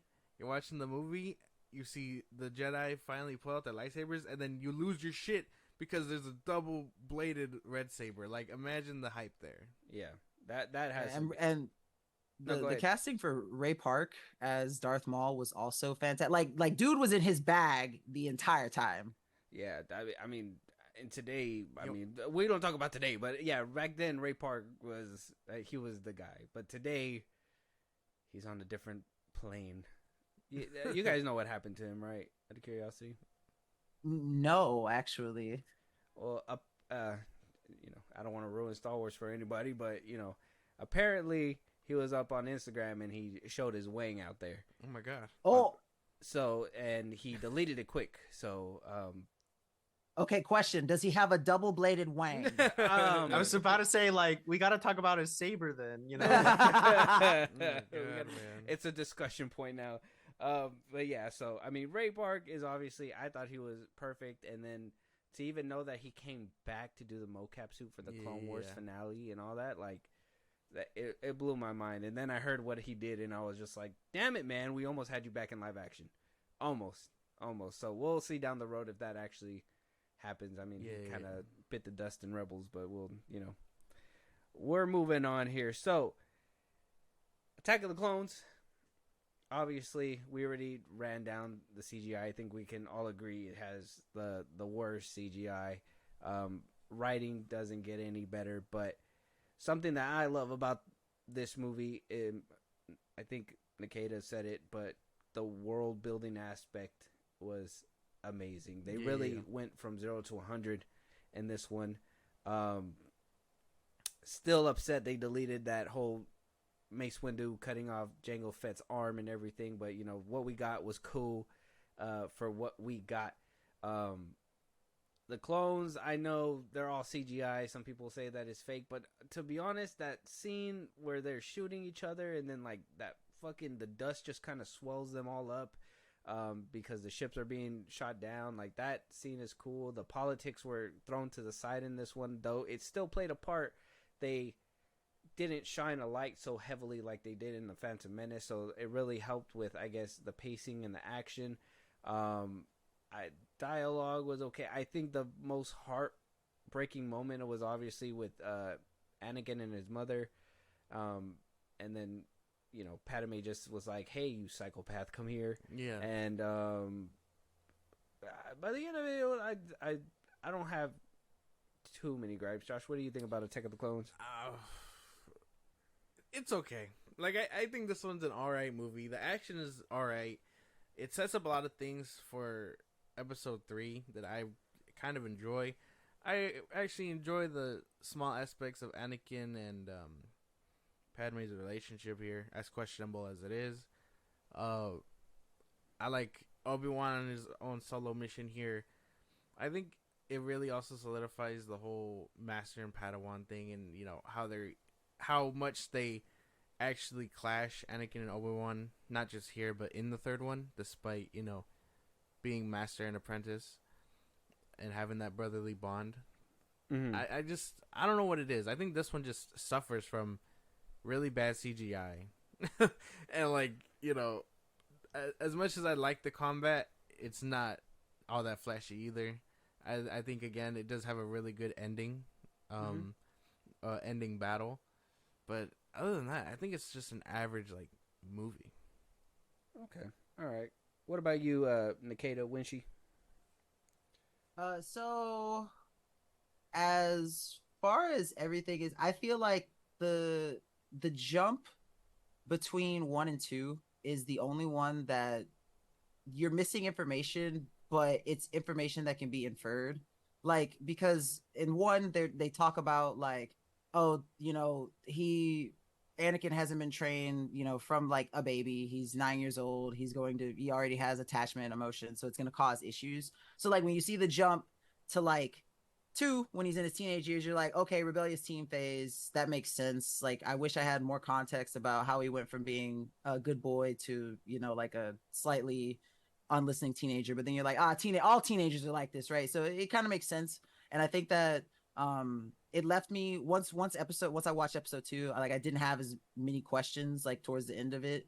I was like, okay, this kind of makes sense. I don't understand why there's this big age disparity between these two characters, and they're getting married, but yeah, okay, sure. I think that it does a great job at setting up the downfall that we experience in 3. The CGI, I agree, a little over the top. This is definitely the one where I like the political aspect of it more than any other Star Wars movie. Too, you really kind of get to see the developing intricacies of the Galactic Senate, Palpatine now sort of at the reins, and the Jedi trying to figure out what the fuck is going on in the galaxy. But I still rate this one lower than I rate Phantom Menace. I think most of us kind of have that same, analysis of the movie. I think there are good aspects, of course, the seismic charge sound. I do like parts of the Battle of Geonosis, but what lives in my head rent free when I think about this movie is, and this was one of the ones that I saw in the theaters, is the uproar and great scream that everyone basically let out of their mouth at the end when Yoda finally pulls out his lightsaber and goes hard against Dooku, and you're just like, holy shit, this is the lightsaber fight that I've always wanted to see. I've always wanted to see Grandmaster fucking Yoda get down with the stand on business here, fight the bad people. Red means bad, so Yoda goes ham against the red guy. And that's what lives rent free of the movie, because I always loved Yoda as a character, from the OG trilogy, and so finally getting to see this small motherfucker hippity hoppity all over the fucking battle scene, I loved it, and that is what holds this movie up for me. I think everything else is kind of subpar in that aspect. If I had to give this one a number rating, I'd probably hold that thought. Hold it there. We ain't there yet, but we appreciate your enthusiasm. We appreciate it. What about let's give it up to Winchie just a little bit. Yeah. What do you think about Attack of the Clones, Winchie? Mando good. Word? Me like Django Fett. So Nikita, the part with Yoda is definitely one of my favorite parts of the movie. Seeing the little green man hippity hoppity is fantastic, especially knowing that he does that using the Force. He animates his muscles, like his whole body. The way he moves like that is not because he can move like that. It's because he's using the Force to like actually move his limbs and whatnot. Which is why he walks around with a cane most of the time. Like he's actually, you know, old and frail. He's just that good with the Force.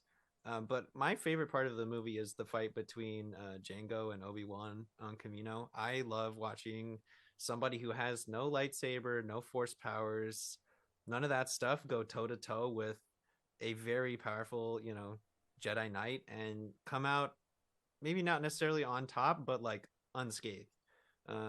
I love that part. I love Kamino, like the whole sequence on Kamino. I enjoy. Um, I don't really care about the politics that much. They're just like I said, world building aspects.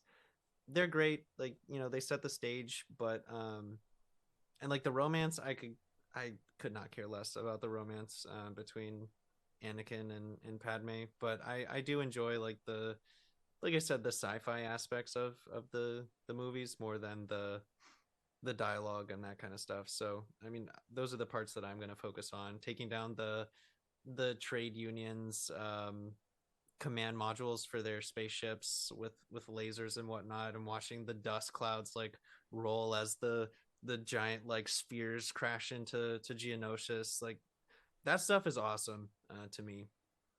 Okay. Yeah. I enjoy that. Yeah. That all great. I think the best part about that whole Yoda and Count Dooku fight, I like 100%. I know a lot of people were like scratching their heads when they were like, Yoda can do that shit. But it was so cool to see on screen that people would just accepted it. They're just like, hey, fuck it. Like, this guy can do that. They didn't even worry about the Force or anything like that. And which that's where I kind of like lingered my mind when I was watching it for the first time. But I thought it was just cool that people were just, as a collective, were like, that shit's cool. We don't give a shit about the specifics. Like, you did something so fucking hardcore. I thought that's great. Like, this is where Anakin loses his hand. Yeah, exactly. That as well. And then, you know, Yoda just picks up a whole pillar. It's insane. Gripes about the movie that is universal is, one, Anakin's acting in this film. And to add into that mix, how you guys were saying, the whole chemistry between Padme and Anakin. Those were like, I think that was like the worst offender. Talking about it, like Phantom Menace, I think the pod racing one and the midichlorians were like that. Attack of the Clones, it was these two things. These two things were like the biggest eyesores for people. Yeah. Anakin's acting, Hayden Christensen's acting, and Natalie Portman's acting, and their chemistry on screen together, which I could admit it was kind of like, damn, they really want to fuck. Why aren't they doing that? You know, like that. But, you know, you got to understand this is a PG-13 movie. Yeah. You can't really do that. George Lucas was like, well, this is a space opera, not a porno. So he was like, well, that's not going to happen. But he played it so coy. I think it's what when she said was that they could have did away with that altogether. But then it just makes it more of a problem when they're like, yeah, this, you know, he has this love relationship pulled to her that he can't have, and he's just conflicted, and it just, I don't know, the execution was just bad in my opinion as well. I can agree with the gripes when it comes to that aspect. What do you think, Josh? Well, yeah, I think a lot of the acting in this movie also kind of suffered from everybody involved, because even as great as Ewan McGregor is, I think his performance suffers a bit here too. Obviously, you mentioned Hayden Christensen. I think Padme is probably the only one to like hold up her end here, regardless of how cringy like the lines are. CGI again. I just keep touching up on it because I can't just not get over it. You know what I mean? Maybe not enough action. Maybe I'm tripping about that, but I don't think there was enough here. Not as much as the third one gave us, but obviously a lot more than what the first one gave us. Well, I mean, I feel like they saved a lot of it for that final act. And yeah. So, and then I like that it was also, again, this one just sets up a lot what the third one does. So it's kind of like just a stepping stone, in my opinion, just to get us to where we need to be, because it shows us Anakin dipping into his dark side tendencies. You know, slaughters a whole camp of raiders for his mom, and then cries about it to Padme. So I think it just sets up a lot of that, but at the same time, it also doesn't really do much as a movie for itself other than set up the finale.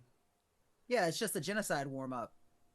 Yeah, basically. First a bunch of desert people, then a bunch of kids. Fuck them kids. Yeah, that's basically it. That's basically it. Do you guys agree with that as well? The whole chemistry between them. We know dialogue was bad. They did what they could, but you think Hayden Christensen could have upped up his? Because even then, Obi-Wan wasn't even that big of a gripe. I think the worst offenders was Hayden Christensen and Natalie Portman, more specifically them together. I think, personally, you don't know enough about what Anakin is going through. Like, they show you, like, I think that's when you get the first glimpse of, like, the night terrors and the visions and stuff because of his mom on Tatooine. But yeah, you said it like absolutely perfectly. It was like, this is really just a stepping stone movie, honestly. There are great parts about it, but for all intents and purposes, it's just context between 1 and 3, which I feel like are the better movies in the aspect of the prequel trilogies. Yeah. Okay. You share that as well, Winchie? Yeah, it's really just meant to show us like how the Clone Wars got kicked off and then their part in it, and like, yeah, it sets the stage for showing like Anakin's fear of losing people, because through the nightmares, which basically predicted what would happen to his mom. He knows that like the things that he sees in his dreams lead to bad outcomes, and they can come true. And then we see like him becoming attached to Padme, so we know that like in later on, like if he's having nightmares about Padme, probably gonna come true, kind of thing. So we see like the beginning of that fear. There's definitely that storytelling aspect of it. Yeah, the dialogue, is a little cringe. Some of that, like, they're given a script, so some of that dialogue isn't on them necessarily. Like maybe they did it as best as they could given the lines that they were given. Actors are given some leeway to like improvise and whatnot, but not, they do at the end of the day have like a story to tell that they're given. So some of that is on the writing team. The writing aspect can be on the production crew and whatever, but I mean, if your actors aren't acting and have chemistry together, that is an actor's failure. Well, I'm getting there. Oh, my bad. Yeah. Like, let's just say, like, some of it is on the dialogue, sure, but like, you can, yeah, maybe Anakin's an awkward teenager or whatever, but there is also the like, there's just not a lot of like, you can't feel like a like love between them that you feel in some like romance movies, even movies that aren't romance. Like, yeah, you don't get that like that connection between the two of them, and yeah, some of that is on their acting, some of it's on kind of just like what was handed to them. Yeah. But, we're not watching like Emma Stone and Andrew Garfield like relationship type. Yeah, no. Right, exactly. Okay. So before we give our rating, just a couple more, to add more things that people had some gripes on. Another thing, and now that we have context in it, maybe it's a little bit different today, and that's why I kind of want to get the take on it. But a lot of people, I know it's as cool as I believe when she said this was the Boba Fett and the Obi-Wan fight. Yeah. But they didn't really answer a lot of questions and left a lot of threads from that. I mean, by the end of it, he wound up cutting his head off. Mace Windu wound up cutting his head off and everything. Boba was there. You don't really see them anymore. Now we have that context with the Clone Wars and, Revenge of the Sith. So I would say when I first watched it, it was kind of my gripe too. Nowadays, I'm just like, well, at least we got that context and, but in a film perspective, they don't really dive into that, nor do they follow that up within any other film. You would have to go to the spin-off of that is the Clone Wars series, or watch the Boba Fett show if you really are inclined to, try to get through Mando 2.0. What do you think about that? Well, not just that, like they name drop Darth Tyrannus, right? And like we don't get confirmation that that's Count Dooku until the Clone Wars. Mm-hmm. So imagine just watching it and you're like, what the fuck is that? Like, we just had to assume it's a bad guy that isn't Darth Maul. You know what I mean? Mm-hmm. So it's just another thing in the shadows. So yeah, I see what you're saying, because it does do a lot, and then the third one doesn't really answer those questions either. Yeah, but from a film perspective, Yeah. What about you, Nikita? What do you think? From a film perspective, I think it does an absolute shit job at filling any gaps you want to know. I think that is like I feel like outside of the OG trilogy, that is a thing that like the prequel and the sequel trilogy share, is like the gaps. If you don't do any other like side research, if you just do like only do the movies, you're just like, what the fuck am I missing, man? And then like, yeah, you can fill those gaps with novels, with side series, but as a movie by themselves, yeah, it leaves a lot of questions unanswered, which again is what I say. Like when we get to 3, I'm just like, what the fuck happened? Yeah, it's true. That is true. What about you, Winchie? You share it? You share that, or what do you think? There's definitely a lot of missing pieces. There's definitely a lot of gaps that needed to be filled. I don't necessarily know that the Darth Tyrannus bit was one of the ones that was like too in need of being filled, just because at the time we didn't know who the Sith master was. We knew that there was a master and an apprentice. But we didn't know who the master was, so we could maybe assume that it was the master or the new apprentice. It didn't really matter. What it was more meant to show was that like there is an aspect of mystery here. Like we know that a master Sifo-Dyas commissioned the clones to be produced, but we don't know who he was. I think we're just meant to look at those things and think like there's definitely some fucky business going on in the back. Now there's plenty of other aspects of this that like we have so much gap, like what the hell happened. But I think that one in particular was just meant to show you that like, hey, there's something going on that not even the characters, like none of these characters know about, and you're not going to know about for a while, at least till the next movie, hopefully, if you're watching it at the time, right? That like is trying to show you that there's some people working from in the background who are doing some fucky shit, and so like keep an eye on that. But I don't think that's meant to be like one of the takeaways is like why didn't they explain this kind of thing. Well, I think I think I kind of disagree with, and this is the little pushback, is that you didn't necessarily need to know, because I think the film, after watching it a lot of times, I think that it really tries to allude that Palpatine is Lord Tyrannus.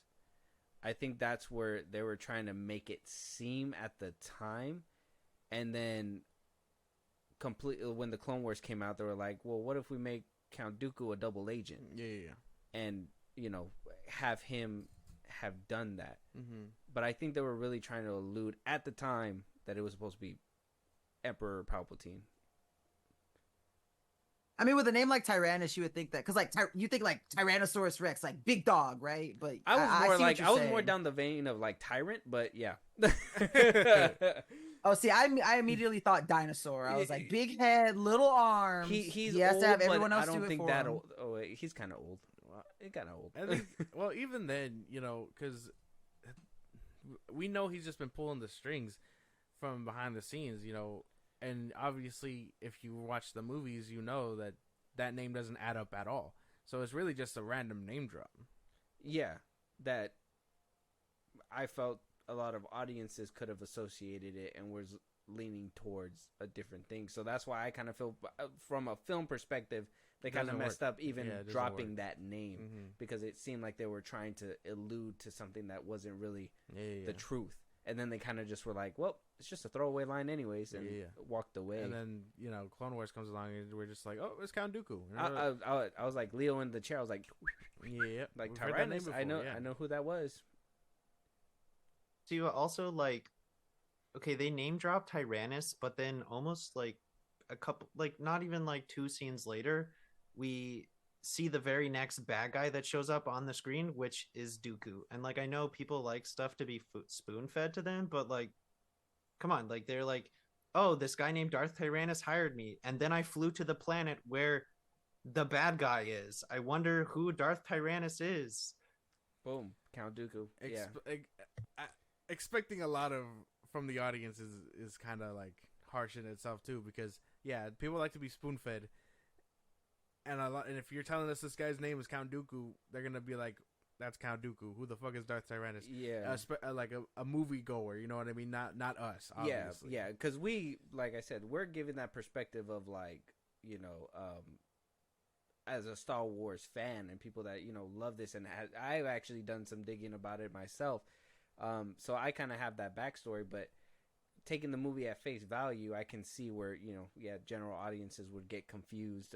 People that aren't into the lore and all that. A lot of people would see the plans for the Death Star and be like, "What the fuck is that?" You know what I mean? Mm-hmm. While Star Wars fans would be like, "Holy shit, that is a big ass Easter egg!" Like they were planning this at the beginning of the Clone Wars type shit. They're like, "When is that toy gonna be put into effect?" Literally, you got to watch movies from the fucking 80s. Any pushback on that one or nothing? No, I'm completely on the train with you guys on this one. Yeah, if you haven't watched the original trilogy and you're coming in to watch episode 2, like, yeah, I would get that you wouldn't associate Darth Tyrannus with Count Dooku, but if you have watched the OG trilogy and you know that like Sith users had a different Darth name than their actual name, then I think it would be fairly easy for you to put 2 and 2 together there. So if you're a newer watcher just coming into like 1 and 2 as your start into Star Wars, then yeah, confusion, off the wall. But if you know that like Darth Vader was also Anakin Skywalker, I think it's easier to just look at that and be like, oh yeah, Darth Tyrannus, and he went running straight to the guy, and we find out that he's a bad guy. Oh, that must be Darth Tyrannus. That's his Sith name. Yeah. Like I just think the general audiences wouldn't have picked that up at all. But I mean, I'm glad that they gave us that context, and I'm glad they made it even cooler by showing us within the Clone Wars that it was a double agent. But just for the film's sake, I think it really dropped the ball there. And the last big thing that a lot of people were like, well, WTF, was the little fall from grace that Anakin had when he decided to slaughter everybody. And then, it was just kind of brushed off like, oh, he's totally not psychotic. I guess as a general audience, they were kind of turned off by the fact that he didn't face any repercussions for slaughtering not only women, men, children, and etc., dogs even. He was like, "Fuck you, dog," stabbed it. Yeah. Hey man, if I knew the ops who took out my mama, I'm going for all of them. I felt Anakin on that one. I can't really justify the children genocide in the next movie, but if I was standing there with a beam of light that could slice anything in half, and they were my ops, and they had took out my mama, nah, gloves off. You're all getting slaughtered. There's nothing you can do to me. Basically, I mean, I for the most part, I get that. Like we understand, I guess, from our stance that's something that happened, and I guess critics and everything just took some question marks to the fact that he was able to do that and get away with it with no repercussion. Well, I mean, they're meant to be like a lower life form, and I mean, no one really knew other than Padme. So, I mean, you just leave the bodies. Padme there, and Obi-Wan, let the Jawas deal with them. basically. Like, I mean, no one's Tuscan gonna gear. like from a movie perspective. Just looking in, you're just I think a lot of people would be like, okay, yeah, like, they murdered his mom. This should be justified. Yeah. But in a scene next, he feels remorse about it. Because I mean, he knows he just did it out of anger. So I mean, maybe it's just the fact that, well, I mean, I can totally see that. Yeah, he did it, but out of anger, and then he felt really bad about it. So for me, I'm just like, okay, well, at least he acknowledges he feels bad about it. Well, the crazy thing is Padme isn't even like, you're fucking crazy. She's just like, that's hot. Yeah, she's like, I want this. I think at the time, because this movie did come out, I believe it came out in 04, right? No, 02. Oh, two. Yeah, killing children was very taboo. And I think this particular gripe with this film, for us, it's kind of like the foreshadowing of what something were to happen. I think to the audience, when they heard "and children," I think that's what really made a lot of people turn. I think that was the issue. I think either way, like, it's not like they showed it. You know what I mean? They really doubled down in the next film that we're going to talk about. But this one, at least, they didn't show it. They just kind of said it. I don't think I get that gripe. But I don't see it. I don't see it either. But this is something that, is a universal thing. What about you? I mean, I think Nikita gave his part, but when she? I mean, if you kill my mama, fuck them kids. I don't care. Fuck them kids. Oh my god! I love the new generation. Like, this is crazy. Yeah, it's. I mean, we know that Anakin becomes the bad guy, so him doing bad guy shit, like, it makes sense, right? Yeah, he has some remorse because it's the first time he's done, at least that we've seen, bad guy shit, right? So, like, I think it's fine. Anakin's just a menace every other Tuesday, like. Yeah, like, okay, he's a teenager. He's got hormones raging all over the place. He's the Force Jesus. Like, he's, again, the child prodigy fall from grace era. This is the beginning of his fall from grace era. Like, that's just what it is. Yeah, he killed a lot of people. Yeah, it was really fucked up, but I mean, at some point he had to go bad. Yeah, and it really shows, like, he has that rage in him that Yoda and everyone in the first movie was talking about. Like, they were like, dangerous. Yeah, like, be careful. Yep. Nowadays I really don't see. Even looking back at it, I never really seen that gripe. I think from a film perspective, I think the only thing that I can pinpoint was that whole children thing was taboo. But then, you see what they do in the next movie, but people love the fuck out of it. So I'm not.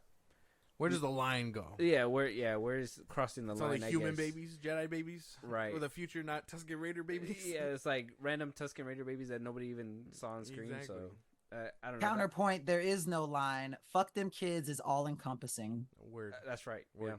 Yeah, it's a broad statement. Actually, if Jedi don't carry blasters, psych. Today's the day.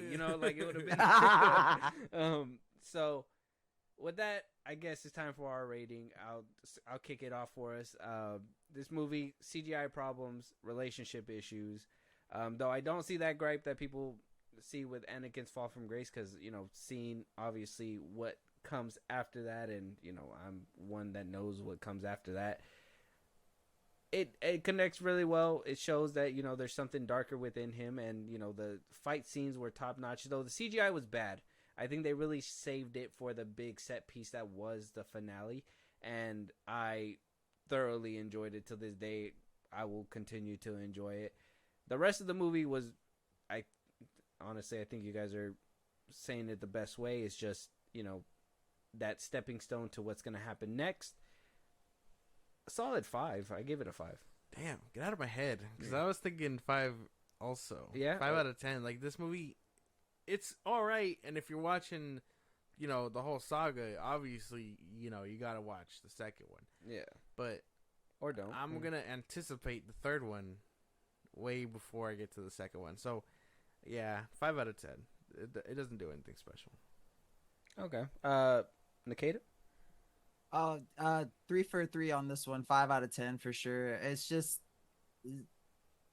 stepping stone. CGI. We've already mentioned that. It's just like it's more like I don't even want to say like the lore heaviest of all of them. It's just like we need to see how Anakin has the the start of the fall. I feel like that's all episode 2 is. This is everything that's going to make your poster child blonde, like, strong in the Force, great star pilot character that you love, that's supposed to be the coming of Force Christ go and become the fucking spawn of Satan and kill everyone. So yeah, 5 out of 10 is what I'm sticking with. 3 for 3 on this one. Okay, for sure. What about you, Winchy? 6 out of 10. Mandalorian Strike Again. Okay, all right. He really likes that whole Django Damn, thing. yeah, enough to carry it. Damn. No, you should listen to the. Like, it sounds like he's nutting every time he hears that fucking seismic charge sound. We use Discord when we talk, and like I had to find that sound to add it to a soundboard so I can just play it because he'll just stop mid sentence and go, and it's just the my weirdest God. thing. So no, I'm for real. He loves that sound so much that's the only reason that movie gets a 6 from him. Okay, You know what? I can't even argue with that. I can't even. I think we should be more like Winchy. Oh my God, no. Winchy for president. Actually, I'd vote for you. So moving on. Oh wait, did Winchy give his? Yeah, he he said said 6, 6 out of right? 10, yeah. Okay, just making sure I don't want to totally skip him. With that, we're gonna go ahead and move to the final part in this trilogy, and that is Star Wars Episode 3: Revenge of the Sith. Yeah. Obviously, I think I know how this conversation is gonna go. This is, what people were waiting for. The 2-movie build up, that the finale that was gonna show us what George Lucas was cooking up for these prequels. Because what the fuck did we get in the beginning half, right? Some people till this day think it's in between the best piece of Star Wars content to I guess you could say mediocre. Some people think it's overrated, overhyped, besides a few scenes within this movie. I, for one, don't really share that. I think when I seen this movie, and I was grateful to be able to watch this movie in theaters, when I seen it, it was just everything that I wanted in a Star Wars movie. I think I felt as though they learned from the first two, the mistakes that happened, and really just hit go from the opening scene with the planes, the spaceships with Obi-Wan and Anakin. The little buzz droids were funny. The craziness that was the beheading of Count Dooku, when Homeboy was just like, fucking do it, man. And I was like, is he gonna do it? And He did sure it. enough, the noise that it makes, what Winchy said about the fucking burst, the bomb that comes out of the ship, that noise, that little shink, like that shit just forever will live goosebumps rent free in my head. The whole escaping in the ship, it ripping in half, like this movie's just action packed. It has everything that I wanted, seeing other worlds. Clones actually, I don't think they took their helmet off in Attack of the Clones, but I think they were finally taking it off, though the CGI was kind of wonky. It was cool to at least see it in live action and actually happen. Grievous was a fun addition to this film, and they didn't open a lot of boxes, whereas they really sealed a lot. And I think they really, George Lucas being the architect, really paved the way, that path and that bridge that like gaps the prequel to the sequel, to the OG trilogy, perfectly. This one was fun. Before we get to the gripes, I really want to give it some flowers. So Josh, go ahead. Exactly. This movie is the big finale, the big opera piece. Everything that the prequels decided to set up is paid off here. Anakin, Obi-Wan, everybody gets their closing arc right before the OG trilogy starts, and we get Luke as our protagonist. This movie it does everything. It hits every marker. I think every Star Wars fan, for the most part, enjoys this movie for one thing or another. I don't believe it's overhyped or overrated as people think it is. I think it deserves all its flowers for simply what it does. It's a really good movie. It adds to the whole trilogy and everything. It's a really good movie. Okay, all right. Nagata? I definitely have almost nothing bad to say about this movie. You guys have kind of like hit on everything. I think that as far as like lightsaber combat and story elements go, it's definitely my favorite of the prequel trilogy. Episode 3 is just like the scene, you know, like the Mustafar, everything on Mustafar is just like peak Star Wars for me. I think that this movie has the best lightsaber choreography out of any piece of Star Wars media that isn't a video game that's been released. I think that the the cadence in which Anakin speaks when he's finally so steeped in the dark side that he can't even see his best friend trying to reach out to him one last time because he's so clouded by, you know, Palpatine's like infiltrating thoughts and stuff like that. Like I think that it is done the best. The only gripe that I have is, you know, like the the jump, because like you know from the first two movies that like Obi-Wan has gotten this Padawan. They've spent the past 10 to 11 years together doing missions, whether it's for the Clone Wars or just, you know, being Jedi diplomats, whatever it may be. Mm-hmm. And then you see episode 3 and you're just like, dude, listen to your best friend. Like, obviously this guy is not lying to you. Like, please, please, Anakin, like see what he's trying to tell you. Come back. Yeah. Like be our poster child again. And it just doesn't happen. And Okay. Okay. Yeah. What about you, Winchie? You know, I think Star Wars from the beginning was always meant to be about spaceships and laser swords. And I think, you know, 1 and 2 did not really do a great job of the spaceships and laser swords focus. And I think 3 was a perfect spaceships and laser swords movie. You know, like you said, the opening sequence is dope spaceships. There's plenty of action there, plenty of flying around. It's awesome. We see all the different like various designs. Obi-Wan's little starfighter. He goes and finds Grievous and Grievous's starfighter. I think that all that's awesome. We see crazy, you know, laser sword battles.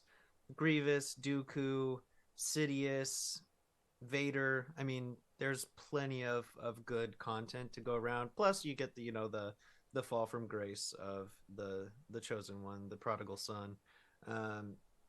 Great movie, love it. Okay. All right. That makes sense. Yeah. Perfect. So let's go ahead and get to the gripes that, you know, general audiences seem to have with this movie. So, I'll just pick it up kind of where we left off with Attack of the Clones. One thing that really doesn't pay off in this movie that people were wanting a payoff for, that was the beginning that started in Attack of the Clones, was the introduction of Boba and Jango Fett. Nothing really came about in Revenge of the Sith. Did anybody here miss that at all within Revenge of the Sith, or did we feel like our hands were full and didn't really give a shit? Yeah, I don't really care. No. Nikita, Winchie? didn't really. Oh, go ahead. Yeah, I mean, I think we're gonna say the same thing, but like, even though I'm, you know, a Mando fanboy, I don't think we miss anything. We know Boba Fett's story. Like, we had that, you know, before we ever had Jango, so I don't think it was really important at all. Okay. You feel the same, Nikita?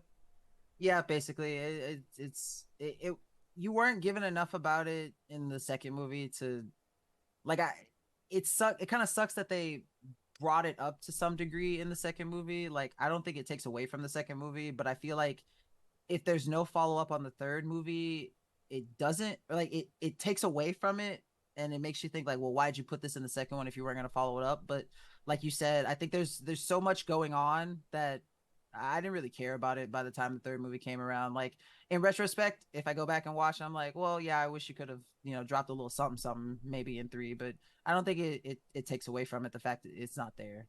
Yeah. I would have, I know our hands were full with this movie. It would have been cool to have had like Boba's involvement in, say, the General Grievous scene, or, you know, just so we know that he was around still, instead of just being like, oh, this character fucked off after getting his dad's head sliced off. I think that's the only like problem. And, you know, Nikita said this before too, but like, when you have to go and, you know, look at other pieces of media to get the full picture, I think that's where it kind of hurts. So general audience point of view, I guess I can understand that, you know, it was a loose end and people can kind of be disappointed about that. But there was kind of a couple of opportunities where they could have just, kind of slid him in there, kind of like what they did with the OG trilogy, where, people were like, oh, Boba's a badass because he kind of showed up and he's, Vader's go-to bounty hunter or whatever. Like, they could have really set him up by doing something like that. Like, their friendship or, their relationship goes past Business. just business or whatever. So, I mean, what do you guys think about that? Well, like, what do you have him context. do? Huh? Well, what do you have him do? He's like 10 or 11 at the time. What do you have him do? Well, kind of like what they were doing at with his character within the Clone Wars. By the time Revenge of the Sith rolls around, he would have been older. Like what? Like Yeah, he close would have to been 10 or 18? 11. No. No, because in Attack of the Clones, wasn't he already 10 or 11? That's And what I thought. it was a 3 year, so he would have been What, like like 14, 15.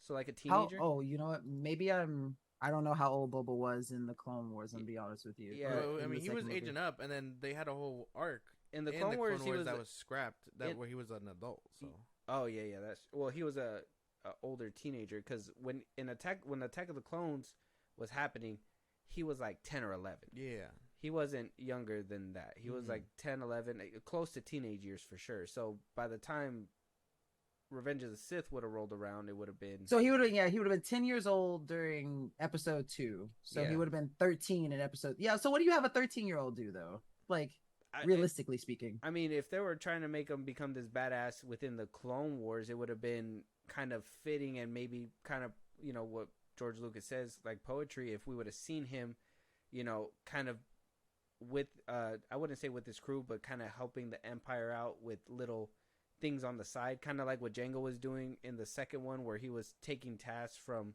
Palpatine to, assassinate people. They could have done something like that where he was helping out Grievous on Utapau or something, and when shit got too hot, when the clones came through, he was like, I gotta go, I'm just a kid. And then, at least we know he was set up for something later on. I mean, I think we had our hands full, but I think that they could have added a little something, as, when she's saying like he loves Jango and all that stuff. I kind of like Boba and, that the whole Mandalorian stuff. So I would have kind of enjoyed something like that. I don't think it's a big gripe because we still ate good, but I could see where people were like loose end didn't get touched up. no. So, yeah, we know like Jango Fett was a great bounty hunter. We know that Boba Fett was the best bounty hunter from the OG trilogy, but like there was absolutely zero bounty hunter like content needed for episode 3. Like Boba Fett has always been like exclusively a bounty hunter. And we saw many Bobas and Jangos in the clones. Like they're all Boba Jangos. Like that's what they are. So we had plenty of like opportunities to see like personality of what a clone of Jango might be like, right? I really don't think adding Boba in would have helped. I feel like it would have detracted from the story, focusing on like a minor subplot where like they should hate each other. Vader and Boba should hate each other anyway. The fact that they have like a professional relationship later on when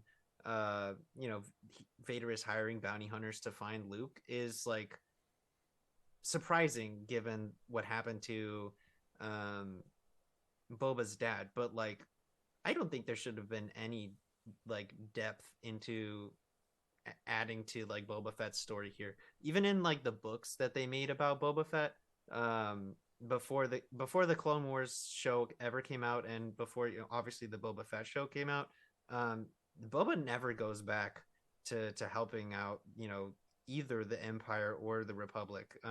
He fucks off and does his own thing, like his bounty hunter training arc, like way separate. The only character from the movies that he interacts with is Aura Singh, who you see for literally like 2 seconds in the Phantom Menace. So like I really don't think adding him would have helped in any way.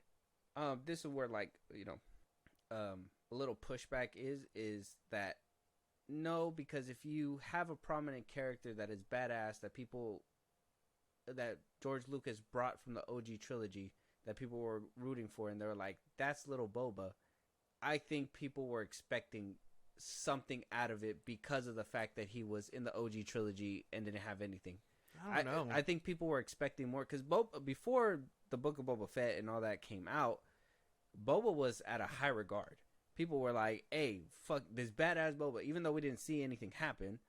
And they kind of make a joke about it. They're like, "Oh, in Attack of the Clones, Palpatine wanted Padme dead, so he didn't do it. He told somebody else to do it, and then Count Dooku was supposed to do it, so he didn't want to do it. He made Jango do it. Jango didn't want to do it, so he made somebody else do it.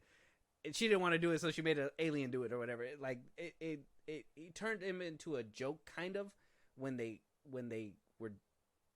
decided to introduce him but not have any kind of payoff at all whatsoever. I'm in a whole nother boat because I don't think he mattered. I don't think he mattered at that point. I think exactly how his story goes in the movies is, yeah, he gets the inspiration to become a bounty hunter from his dad because he was a bounty hunter. He gets his dad's armor. We don't see him again, and then he shows up randomly in episode 5. I do not care for his character. Like, it was cool seeing him in the Bando and Book of Boba Fett and stuff, but I don't care for his character in the prequels. And then they try to make me care in Clone Wars, and it works a little bit because he actually has Mace Windu, by the neck and whatnot before it all comes crumbling down. But even then, that doesn't really pay off. He doesn't get the kill or whatever. So I kind of don't care about Boba Fett like that. Okay. Not enough to miss him in a movie where I'm literally getting everything I've desired since the first one. Okay.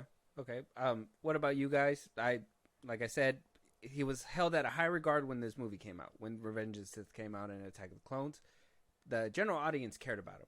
From a general audience perspective, people were expecting a payout. Now, yes, we did get more with the Clone Wars and all that, but what do you guys think that even with that pushback that, people could have been expecting something, especially with the name drop of Boba from Attack of the Clones? Look, we saw what happened to kids in this movie.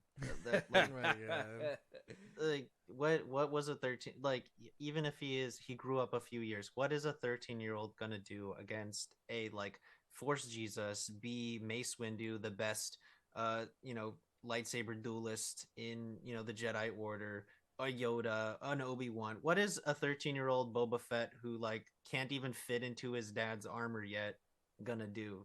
Nothing. He adds nothing to the story. Even if he is doing little tasks for Grievous or something, it doesn't matter. If this movie were set maybe 8 to 10 years after Attack of the Clones, then maybe we could talk about where was Boba, but he's still a little kid. He's in middle school. The hell is he gonna do in a galactic war? Yeah, basically. Kids grow up in that galaxy, okay? Kids grow up. No, they don't. What We about clearly see them get not the chopped at the younglings. leg. Oh yeah, not the younglings. That's a whole different category right there. Nikita, you share the same sentiment? I mean, basically, it goes back to what I was saying earlier. Is they added it in this, they added him in the second movie, and it was cool, but they didn't do anything with it in the third. So I just think it's not Boba's time to be in the spotlight. We want to see the downfall, so it's all about the downfall. Fuck a Boba, fuck them kids, leave them out. Drink. If you, we don't want no Bobas. I just think it wasn't his time. This is one of the points where I want to be book supremacy, because the Boba that I get from the books, because I read the books about Boba before the third movie came out, so I had my Boba fill, and even then I was I don't really know what he's going to do at this point because he's still a kid. So I think where they left Boba was fine. I'm glad that they went back and touched on it with series. It's a different Boba than what I read about for sure, but this wasn't Boba's time to shine. The fact that they didn't develop on that character in these specific movies is fine with me. Yeah, so basically you guys were we're worried about Anakin's downfall, we got all that other stuff. things that We don't. Yeah. Boba's not a.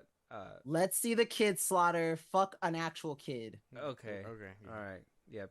Maybe we don't do that to kids, but maybe kill kids. That's fine. But whatever. Moving on though. So another thing that was told kind of felt unsatisfying within Revenge of the Sith was Padme's arc. coming from this badass female in Attack of the Clones who, toted a blaster, fucking punched the animal in the face, did all this crazy shit, turned into a moping, pregnant lady throughout the whole movie that dies of sadness by the end of it, and people just, kind of rolled their eyes or like, well, she's perfectly fine, but she's just dying, and some people felt like that kind of cheapened her character as a whole.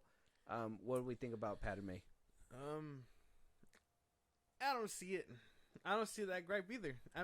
Like, what do you want her to do when she's pregnant, realistically? Like, that doesn't make any sense. She was having a child. Of course, she's going to want to focus on the diplomacy and her baby, right? I mean, that was always kind of her stance. She'll pick up a blaster if she has to, but she chooses the system first. So, I don't understand that gripe. That sounds ridiculous. She was pregnant. I don't know.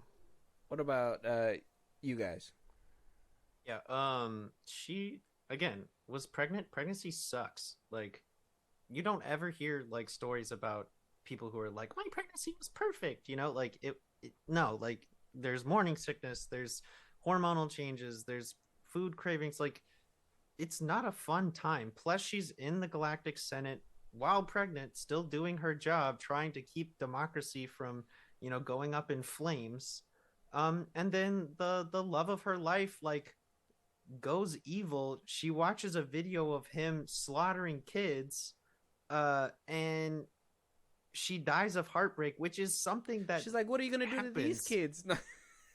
Like, people do die of heartbreak. Like, you can die of sadness. Like, that is a thing. So, like, if you're gonna complain about that, I think you're not looking like where you need to be looking for story elements, if that's your gripe. Okay. Winchie? Or Nikita, sorry. No, that's okay. I'm kind of like half and half on when she said, like, I understand the pregnancy and the hormones thing kind of changing you, because like it's no longer you, it's me and what's inside of me, and I need to protect what's inside of me because this is my child. So I understand that to some degree. I do not, like, I understand you can die of a broken heart, and I can try to understand Padme of like dying of a broken heart, but that was the part that I didn't understand. I maybe it's because my mind does not work that way, because I'm going to be forever alone most likely, and I don't know what someone would feel if they were carrying my child and they suddenly saw me kill children. But the dying of heartbreak aspect is the only thing of that I actually have a gripe with. Padme's character development in the third movie, like finding out she's pregnant, finding out that she's still trying to hold the peace as far as Naboo is concerned, and be the senator that they need, be the voice of reason in the Republic, to let them know, like, war is not what we need. We need to pursue peace. We need to pursue other means besides enacting a giant clone army of millions plus soldiers. Like that I can understand. It's just the dying of a broken heart. I did want to see. And you know what? I guess this has to go with like me just wanting Anakin to see some fucking sense in the two people who love him most in this world. Like, hey, maybe you shouldn't be doing this shit. And he's like, nah, my empire, bro, my empire. We're gonna rule the galaxy. Like, come on, man. Yeah, because from a film perspective, I could kind of harp off Nikita a little bit, is that they showed her to be this badass, and I think her dying of sadness would have hit harder if she was in the Senate, not with her face down, talking about, oh, I did my best, like there's nothing more that I could do. If she was fighting to the very end, and then in that climactic scene where he's like, it's you, blah blah blah blah, it would have hit 10 times harder if at that moment everything broke. But her being sad throughout the whole film and have already given up all that hope, and yeah, maybe she didn't give up hope on Anakin, but she was already giving up on democracy. She was already giving up on everything else. By then, it was like, if she would have held her ground, I felt like it would have been more powerful, that ending, if she really was strong the whole way, and then boom, that gave it all up. Then I would have bought that dying of sadness. At that point, you everything just went wrong for you, where you found your home, your hope, and everything. And this is, coming from the girl that was okay with psychotic killing in the last movie. So it's, I would have expected a little bit more from her character. And, knowing that she birthed this badass that was Leia, how much better would it have been if she was holding on and was a fighter up until the very end, just like Leia? I thought she was. I mean, yeah, she was trusting the whole thing, and then once Palpatine gives his speech about the Empire and stuff, and she says her line and whatnot, she was like, well, there you go. Her job there had been finite. She looked to her man, who was actively losing his shit, and went to confront him. Like, yeah, that was past the breaking point at that point. Like, I don't see it. I think she ended up fighting till the end. Okay. All right. You guys, any pushback on what I said? Anybody? I think she was also fighting towards the end. Like, I think that she never didn't have the future of the Republic like out of her mind. I think that was present from when we see the character first with her being in disguise till the very end when she dies. I think she wholeheartedly had the interest of like the galactic public as like the forefront of her heart and her mind. Yeah. Maybe not the like the for sure front lines, but definitely like, top 3 thoughts, right? The obviously she's thinking about the love of her life. I mean, this is the same girl that we saw in the Phantom Menace that like changed disguises, that her people were dying of famine and starvation and all this stuff because of the blockade that was happening.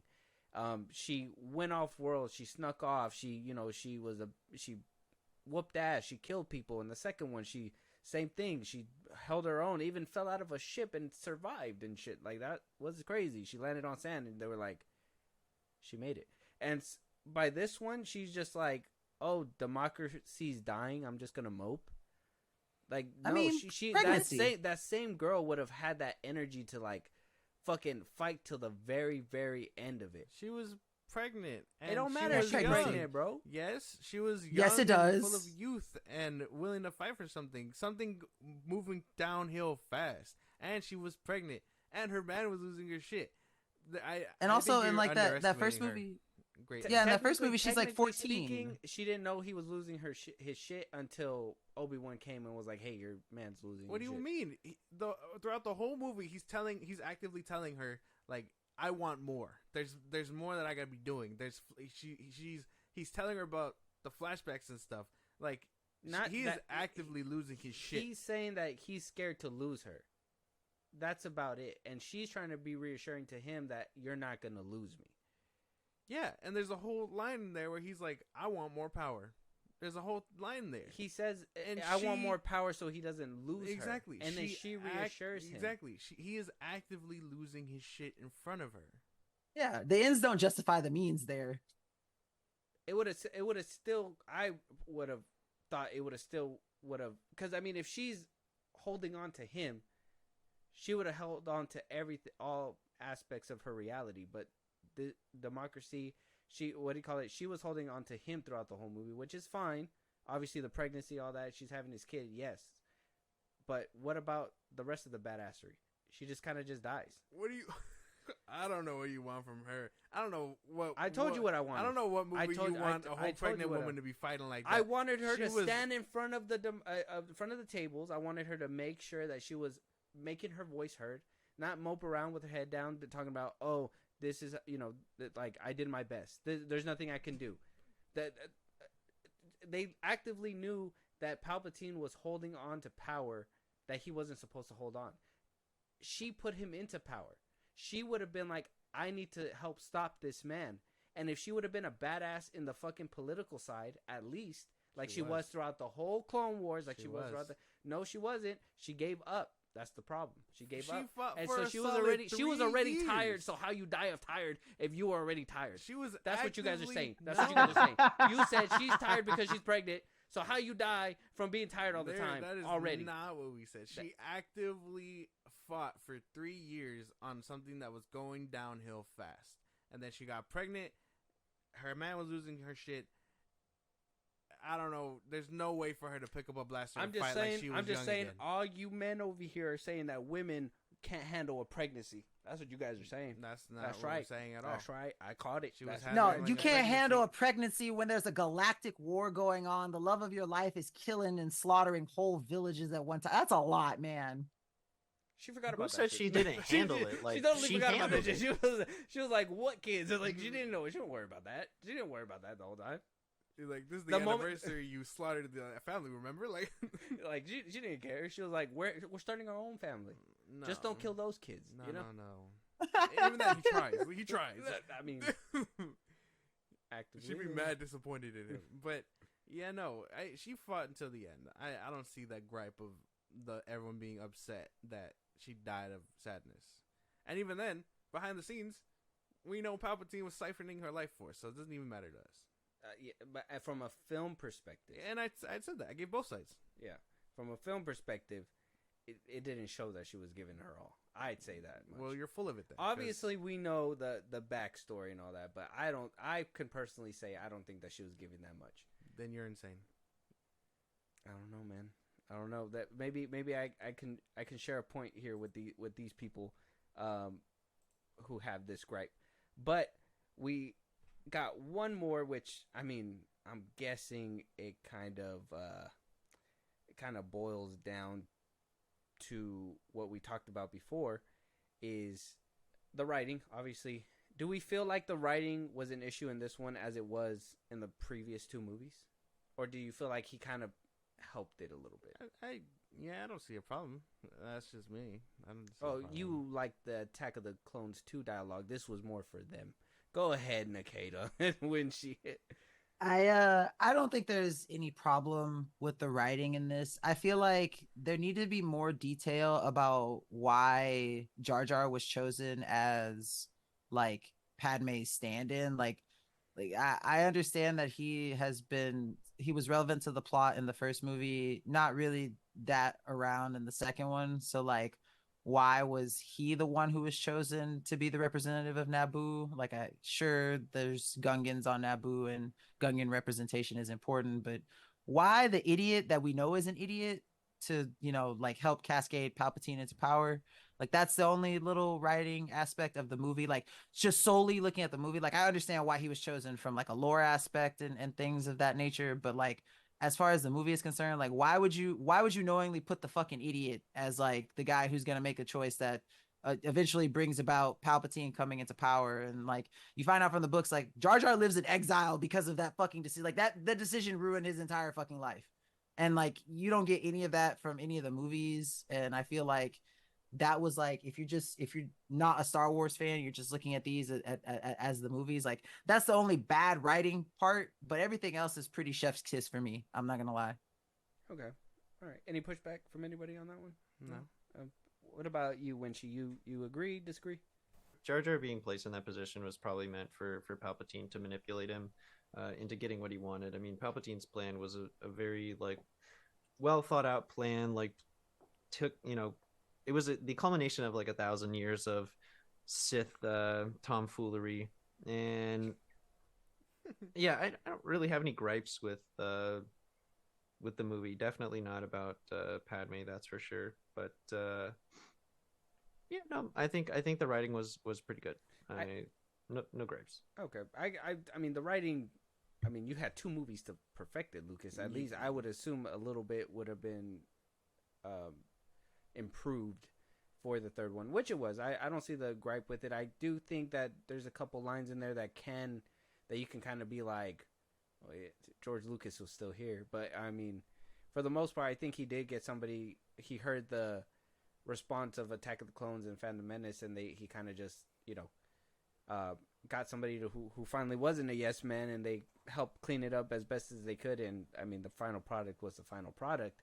And I guess one of the writing errors that a lot of people it just set the whole world into an uproar, was that, satisfying ending, right? We get there, we're at the end, fucking Anakin's a vegetable, right? Mm-hmm.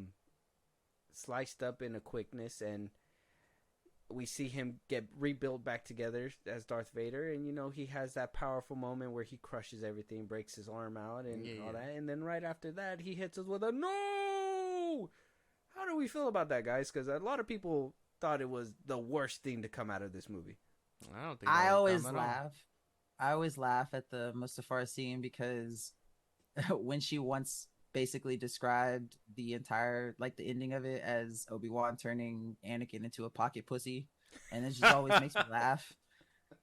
And so the second you mentioned that scene, the first thought that came to mind was pocket pussy Anakin, yeah. But I thought that was the ending of that movie was a great way. Like I love the no scene, because Palpatine has had his claws, his feelers inside of Anakin's brain, and then it's from that moment they take full root because he's like, I didn't you know what, you killed Padme, you are the reason the love of your life is dead. Now you have no other reason for living, so serve me. And I like that. I think that is Star Wars Sith poeticism. Okay. All right. What about you, Winchie? What do you think about that famous no scene? I thought it was great. I mean, if I was confined to a metal body, unable to move really yet, and you just told me that my wife got, died as a result of my actions, I'd probably be screaming the same shit. So, yeah, I'd have been I'm cool with that scene. I don't think I would have screamed no. I would have been like, "What the fuck you do to her, bruh? You said she was good, bruh." Just been like, "Fuck." Right. I mean, I don't have a problem with it from a fan standpoint and from a movie standpoint. This is the culmination of everything that's been going on, like you said, since the first one. And if you, from a Star Wars point, a fan point, this is meant to be, again, an exaggerated opera kind of thing. This is the final end of that before we get into the next the final nail in the coffin for his arc. Yeah, so that dramatic no is something I imagined a big finale opera thing, you know what I mean? Yeah. So I enjoy it from both aspects, film wise and fan wise. Mm-hmm. And I would say from I guess an artistic standpoint, I mean, how can you really convey behind a suit that you are sad about it? I guess Lucas was like, just say no, maybe. So I can kind of see where, from behind the scenes standpoint, how can you make them feel regret and show that off within the mask, without, maybe they didn't think about it, but that whole, Iron Man trope where, they put you can see the face on the inside. That, I mean, yeah, I didn't expect them to stand up and be like, fuck. She's dead? Damn. That's just crazy. So I don't really share that gripe either. I think that one's more of a nitpick, and maybe for some people it's too cheesy that they're just check me out kind of thing. Yeah. But I think, knowing, well, obviously as a fan perspective, I know I can care for the character and know, hey, this is a way that he would have probably conveyed it. And then the scenes after that showing, that they hit his children and everything, his whole world just crumbled apart right there. How else are we going to convey that action? Yeah, he was, I mean, you get it from everything there alone. He was angry, and then, that no was a cry of despair, basically. So, chef kiss, really. Chef kiss. Okay, so I think that's basically it. I mean, well, I will touch upon it because everybody knows the worst offender of CGI is Attack of the Clones, but still this movie gets some thumbs down for some of the CGI. Same thing, groundbreaking movie, did a lot. I mean, we were able to see Tamara Morrison's head this time outside of the helmet, and more than for just, I think he did take it off in Attack of the Clones. I just can't remember. I think it was just one scene. But I really firmly believe, I think Revenge of the Sith, I got to rewatch it just to see that little nitpick. But I don't think the CGI was completely just off the walls bad, but I can understand where people were like, that's too much CGI in this movie. Well, I mean, this one, it obviously looks better than the other two. but compared to movies now, yeah, it's gonna look dated. Mhm. But I don't think there's anything wrong with it per se either. Other than that, it's probably dated. Okay, so kind of the makings of it hits hard a little bit. What do you guys think? I agree with that. I love the fucking chicken lizard that Obi-Wan gets to ride on Utapau. Fucking love that chicken lizard thing. It makes some great sounds. Hell But yeah. I didn't really think that any of the CGI was really like over the top or too overused or anything. Uh, yeah, I think the most you see it on is Count Dooku in the beginning. yeah. When they have to like Photoshop his head in order for Yeah. the stunt double or Oh whatever. yeah, and then Palpatine, when he's flipping and shit. When they crush Obi-Wan with the little Yeah, so it's like thing. little things here and there, but for the most part, the movie looks polished. Grievous looks fucking amazing. What about you, Winchy? What do you think? Yeah, CGI. there's a few spots where like the CGI is definitely noticeable. Yeah, especially that one scene where Obi-Wan gets squished. I see that one and I cringe at that one a little bit, but I don't most of the other stuff I think is well done. I mean you have to save budget somewhere at some point, so I understand like the couple scenes that aren't just like absolutely, Avatar quality flawless. I think it's good. Yeah, I mean Avatar wasn't even a thing when this movie came out. It's a few years and shy that- of Avatar. I would say that money shot when they like zoomed into Grievous's face and you just seen all that like detail in his Yeah. face. Like I think those scenes make it worth it. I think the scene where he goes against those two droids in the ship in the beginning, I think that scene's worth it. The CGI is flawless when the ship's falling from the fucking atmosphere. I think it makes it worth it. So I will still say that Attack of the Clones is still the worst offender. So CGI for me is not really a gripe in this one, considering where we came from. Yeah. So I mean, I guess from a general audience standpoint, if you get sick of CGI, then it's not really your movie. But think about it. They're not really in space. The whole space is CGI. With that, I mean, let's get started with the ranking, or at least the rating. For me, this is the ultimate conclusion. It did what it needed to do. Yes, I can kind of agree with the whole Padme thing. I think that's where it kind of drops a couple points for me, because she was this badass character that I cared about, and she was kind of reduced a little bit in this one. Mm-hmm. Other than that, I mean, loose ends or not, I understand people have gripes about Jango Fett. I know some people think that they introduced a lot of things that weren't paid off within Revenge of the Sith. I could totally get that from a general audience perspective, but then again, we've come so far from that time that we have a lot of context in other shows and other media that we can look back at it with. So nostalgia for sure plays a factor in this movie as well. I mean, I showed my Julie these movies, and she didn't know that this was the whole story, and the shock value was just insane when she found out that he was Darth Vader. Yeah. So I think there's still some impact there when you watch these movies for the first time. This movie's an 8, solid 8, 100%. Okay. What do you think? Really good movie. Fan and moviegoer wise, I think this one just does everything that the second one set up really well, other than Boba Fett, I guess. There's no real gripes here. This movie is just one that I feel like you can watch on its own. As a Star Wars fan, maybe not as a moviegoer, but like you could just put this bitch in, enjoy it for a cool minute, and then move on. Yeah, I'm there with you. Like 8 out of 10, 8.5. 8.5. Get out of my head, bruh. Nakeda, you want to get started first? I get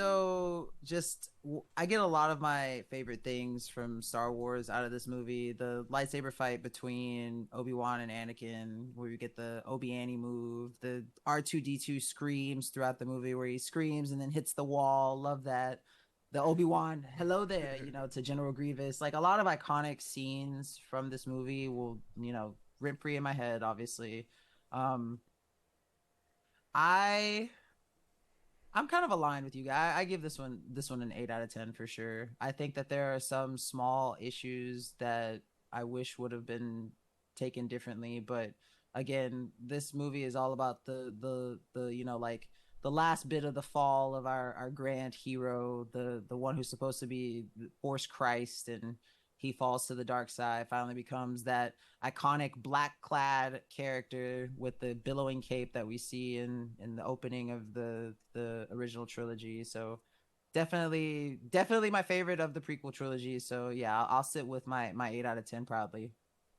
Okay. And just you saying that little R2D2 scene, like thinking back to it, that little cartoony fucking when the B2 droid slipped on the oil and he fell and he got burned up by R2. I was like, this is the cheese that Lucas brings to these movies. But Winchie, what do you think? What's your rating for episode 3? I also will give it an 8.5 out of 10. It is the highest rated of all the Star Wars movies for me. Just again, I love the clones. I love all that stuff. I think they were really, really done well in this movie. The so many lightsaber fights, so many awesome lightsaber fights. The Sith at like the height of their power, Anakin at the height of being, not a pocket pussy covered in droid parts. Yeah, it's a great movie. I love the humor of like all the little droids. I've always loved the humor of Roger, and yeah, there was good humor, there was good story, there was some clearly fucked up stuff. Like it wasn't lacking in anything, in my opinion. It wasn't the greatest movie of all time, but definitely a solid rewatch. Like if somebody said you have to rewatch a Star Wars movie every day for the rest of your life, I mean, I'd pick that one probably. Okay. Yeah. All right. Makes sense. Yeah, that does make sense. I'm with that. Yeah, can't be mad at that. I can be mad about anything. That's true. And he'll fight with you just to fight with you. Okay. I'm sure it makes for great content. But I do appreciate you guys coming through. We're wrapping the bout, so just bear with me. I know you guys wanted to get to Filoni and all that, but that's going to be for the sequel trilogy when we talk about that, and when we get to our ranking. But one thing's for sure that I do want to talk about, kind of like as a side note, if you guys still have time to chat, is we talked a little bit about the Clone Wars, the little spin-offs that we got for the prequel era. Just for the fans out there that haven't dipped their toe in the animation material for the prequels, or for anything out there, I want to start with the Force Unscripted here. Either of you guys can start it off, but do you guys feel like it's mandatory viewing, the Bad Batch, the Clone Wars, now that we're in a future time, for people to get some more context for this show, for these movies? And do you feel like having all these shows is a good thing, or should all these questions get answers within movies for general audiences purposes? I know it's a lot. Sorry. No, it's okay. Winchie, you can take this one first if you want. Sorry, can you repeat the question? Yeah. We'll start small first. So, what do you feel like it's mandatory viewing to watch the Clone Wars, Bad Batch, all these prequel era side shows, to give more context, for those general audiences that are afraid to jump into the Clone Wars, or afraid to jump into an animated Star Wars project that isn't mainstream within the box office or in your face? Mandatory, no, but highly encouraged, yes. Like if you have the time and you want more Star Wars content, it's great Star Wars content. Yeah, some of it is tailored towards a younger audience, but it's got good story. It's still Star Wars, and it does explain a lot of things and really set up, like, I know we haven't talked about the Filoni era, so I'm not going to go into that, but it really sets up all the stuff that's coming out now that people are confused about. Like pretty much every one of the confusions that most people have about the newer shows is explained in one of the animated shows, even if it's not like entirely necessary for the enjoyment of the live action content. It is definitely a boon in like enjoyment for like understanding what's going on, or like little Easter eggs and that kind of thing. Okay. All right. What about you, Nikita?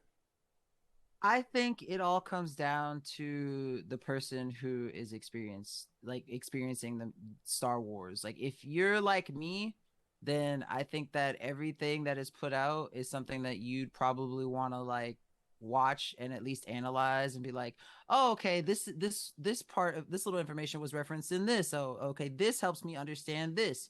But if you're just the type of person who is like not really into Star Wars, you're like, oh, I'm watching Star Wars because my friend wants to watch this with me and I want to hang out with my friend, then no, it's not. If you find a little piece of information that you want to have, like, more knowledge about, and the person who's showing you is like, oh, well, you could read this book or you could watch this series, and you decide that that's something that you want to allocate time to, then go for it. But I don't think that any of the side series are necessary to enjoy Star Wars for what it always has been, what it is now, and what it will be. I don't think that it's completely necessary to do that, because the OG trilogy is something that you can watch by itself, and that was all the content, media wise, for Star Wars for a long time, and people were very satisfied with the series overall. I think that if going from there, if you want to know what happens after or why we got the big bad that we got in Darth Vader, sure, consider watching the other movies, consider watching the other side plots. But I don't think it's absolutely necessary to enjoy Star Wars. Maybe to fully enjoy Star Wars and understand every little intricacy, idiosyncrasies of these characters, sure. But is it necessary to just enjoy Star Wars as good / decent media, just depending on your perspective of films and media in general? Then no, not really. Okay, Josh. Yeah, I mean, I wouldn't say it's necessary for much. Like, I know, I wouldn't say the Clone Wars or anything animated like that is necessary unless you actually want to check it out. I mean, even then, there's a few arcs in there that I would deem, unnecessary to watch. Filler. Yeah.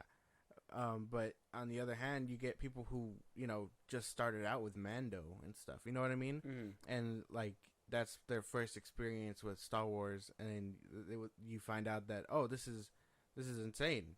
How do I continue to watch this? And Mando falls between Empire and Force Awakens and stuff, so it does get kind of muddy there, because at that point you're dipping your toes in the movies. Yeah. But versus like watching movies and going to the show. So I would say it's a bit of here and there depending on where you start. Well, okay, and that I don't want to like label what you guys said, but I'm gonna say, at least in my head, what your guys' answer is good for like a fan perspective. Like if you're a fan of Star Wars, then you don't really necessarily need to go and watch these things, but if you really want to expand your fandom, go ahead. You know what I mean? Like that's perfectly fine, and I think it's great. But I think from a film business, movie business, all that stuff, I think they did make it mandatory viewing. I think it's something that people need to watch. I'm only talking about the prequels. Obviously, in the next episodes, we'll talk about Rebels and all that stuff, and is that mandatory viewing? But at least for the prequels, I would say, if not too much Bad Batch, unless you really want to bridge that gap, or I mean, maybe at this point, from my point, I'm probably going to have to say that it is mandatory viewing as well, because it adds context. But at least for the movies, I think the Clone Wars is a show that is mandatory viewing, because it ties up some loose ends that were brought into by Attack of the Clones, and from a business perspective, it's great because you make it mandatory viewing. You make it a mission for people to come and watch these things, not just because they're beautiful, but because of the fact that if you want to know everything, you're gonna want to have to watch it. So I think from a general audience, like I think it is a mandatory viewing. I think it is from a general audience perspective. Fandom, I mean, you could dip your toe in for whatever reason, and then if you're not a fan, you're not a fan. If you are, you want to dive deep, it's optional. It's always optional, but I think from general audience perspective, got to be mandatory. I don't know if I agree with that. It adds a lot of depth. Well, yeah, but I mean, a lot of depth. And like how we said before too, Count Dooku as Tyrannus, you wouldn't know that unless you're watching the Clone Wars. Exactly. But if you watch all three, with the exception of the Clone Wars, that name drop just becomes a name drop, and you're just like, oh, we don't really give a You fuck about move this on. guy. Yeah. Yeah, so I don't know if it's like, necessary viewing. But then that's when you get division, right? I believe. Hear me out. That's when you get, people that are completely versed, like, how the Force Unscripted is, where, they know legends, they know canon, they know all this stuff. But then you get other people that just know the movies. Yeah. And then you're over here trying to bridge the gap, and they're like, well, the movies fucking suck. And you're just like, Star Wars fucking sucks. And then, there's us that are like, no, it doesn't. And we have context. Yeah. It's out there if you want to watch it. Yeah. So, as a fan, and maybe as a, business style too, I would say they are mandatory viewing. I would think. What do you guys think? I don't know. I don't think so. I still go back to my answer. It really depends on who's watching, right? Like, I don't think that you need all the context to, like, I don't think you need all the context of the Clone Wars specifically to What about Anakin's appreciate fall them and all well that? I'm getting to that part. Like, Yeah. if you're like me and you're like, if you watch 2 and then go watch 3, and you, like, the first question is like, what the fuck happened to Anakin? Like, yes, go watch the Clone Wars, because then you understand. And that was something that I didn't have at the time. But like, not everyone wants to put in 6 seasons of watching an animated series to do that, So I really think it comes down to who's watching. I would never say it's mandatory though. Okay. All right.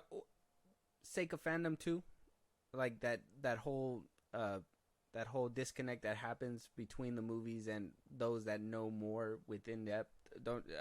You don't think that plays a role? If you're talking about like the Star Wars fandom, then I say, if you're saying that you're a part of the Star Wars fandom, then you should definitely consume all the media. I think that makes it, if you're talking specifically about like Star Wars fandom for the sake of like disconnects and arguments, like, yes, consume every bit of media before you cast judgment on something that maybe 20% about.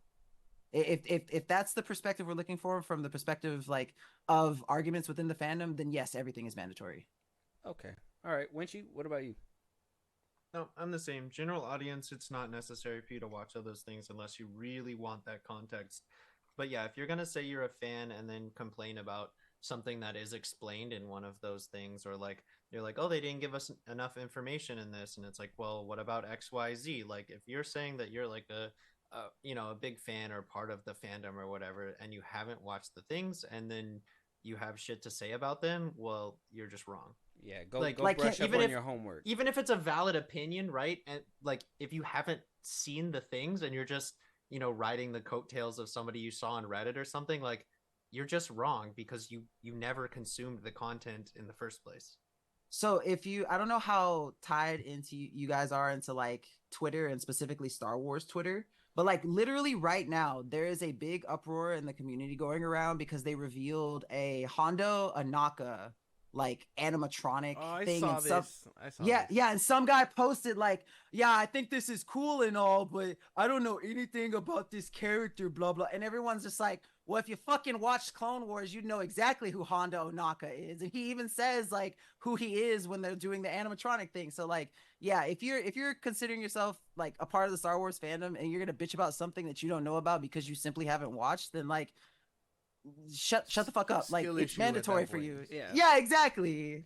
This is how they birth toxic fandom. That's exactly where it goes. Like, people, and that's why I guess you're right. I guess from a fandom perspective, you would have to watch everything. You should be consuming the media if you want to be well versed in all this. Yeah. For general audiences, but that's where box office comes from. That's where general audiences is where where if you want what you want, these are the people that are buying the tickets that they have to enjoy it. That's the same reason why they didn't put a big love, like they put it in your face in Attack of the Clones, the whole love interest between, because they obviously got to get somewhere in order, but they didn't go too deep into it. And that's because children and people got to watch it, so that puts people off in itself. But then you got this beautiful love story that kind of builds in the background, but general audiences don't see that. All they see is the botched mess that is on their screen, and then box office dries up, and then you don't get Star Wars movies for the next fucking 7 years. Disney, what the fuck, bro? Anyways, I'm sorry, I spazzed out. What do you guys think about that?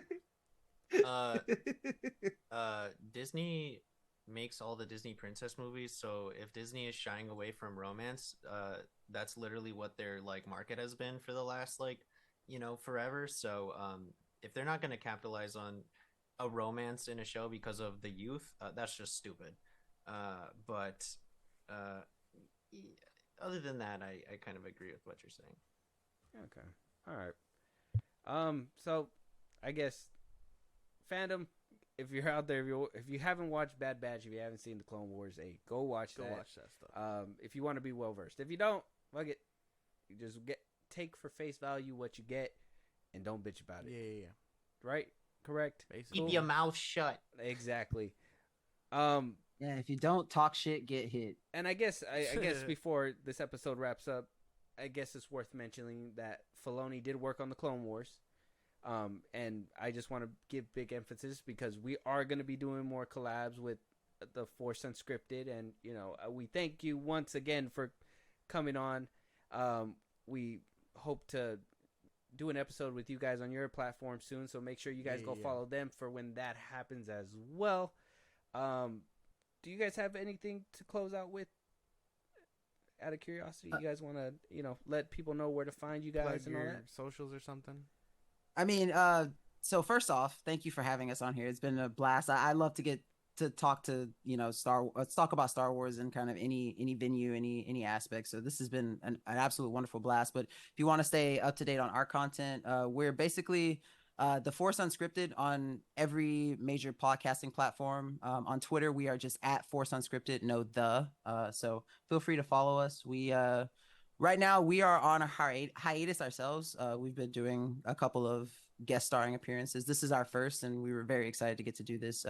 But currently, we're just dropping like small little mini segments every Tuesday right now while we're getting our art and stuff prepped for our next season, and then we'll be hitting the ground running. You guys will be one of our first guest appearances on our end too. So we're really excited about that. We have those plans in the motion too. But outside of that, thank you for having us. It's been a blast. Hunter, you got anything? Or sorry, Winchie, you got anything else to say? No, it's been a pleasure. Thank you for having us. It's always a good time to talk with people who have opinions aside from Nikita and my own, because we do end up agreeing on a lot of stuff, so it is fun to argue our point. We do enjoy flexing our argumentative skills, especially when it comes to Star Wars. So yeah, no, it's been a pleasure. Thanks for having us. For sure. Yeah. And we can't wait to get into that. I think it's gonna get even juicier in the back end as we go down the road. But like I was saying too, it's worth mentioning that Filoni's gonna be he is a creator on the Clone Wars and Bad Batch and Rebels and all that, so he's gonna be a name for those listening out there. So just to keep up with us, if you haven't, we recommend the viewing and of Star Wars in general, and we hope you guys enjoy it, and go check out their podcast as well. Like I said, brush up on Filoni because he's gonna be a big topic in the next coming up episodes with the Force Unscripted podcast. But with that being said, we'll talk to you guys on the next one, and Force Unscripted, thank you once again.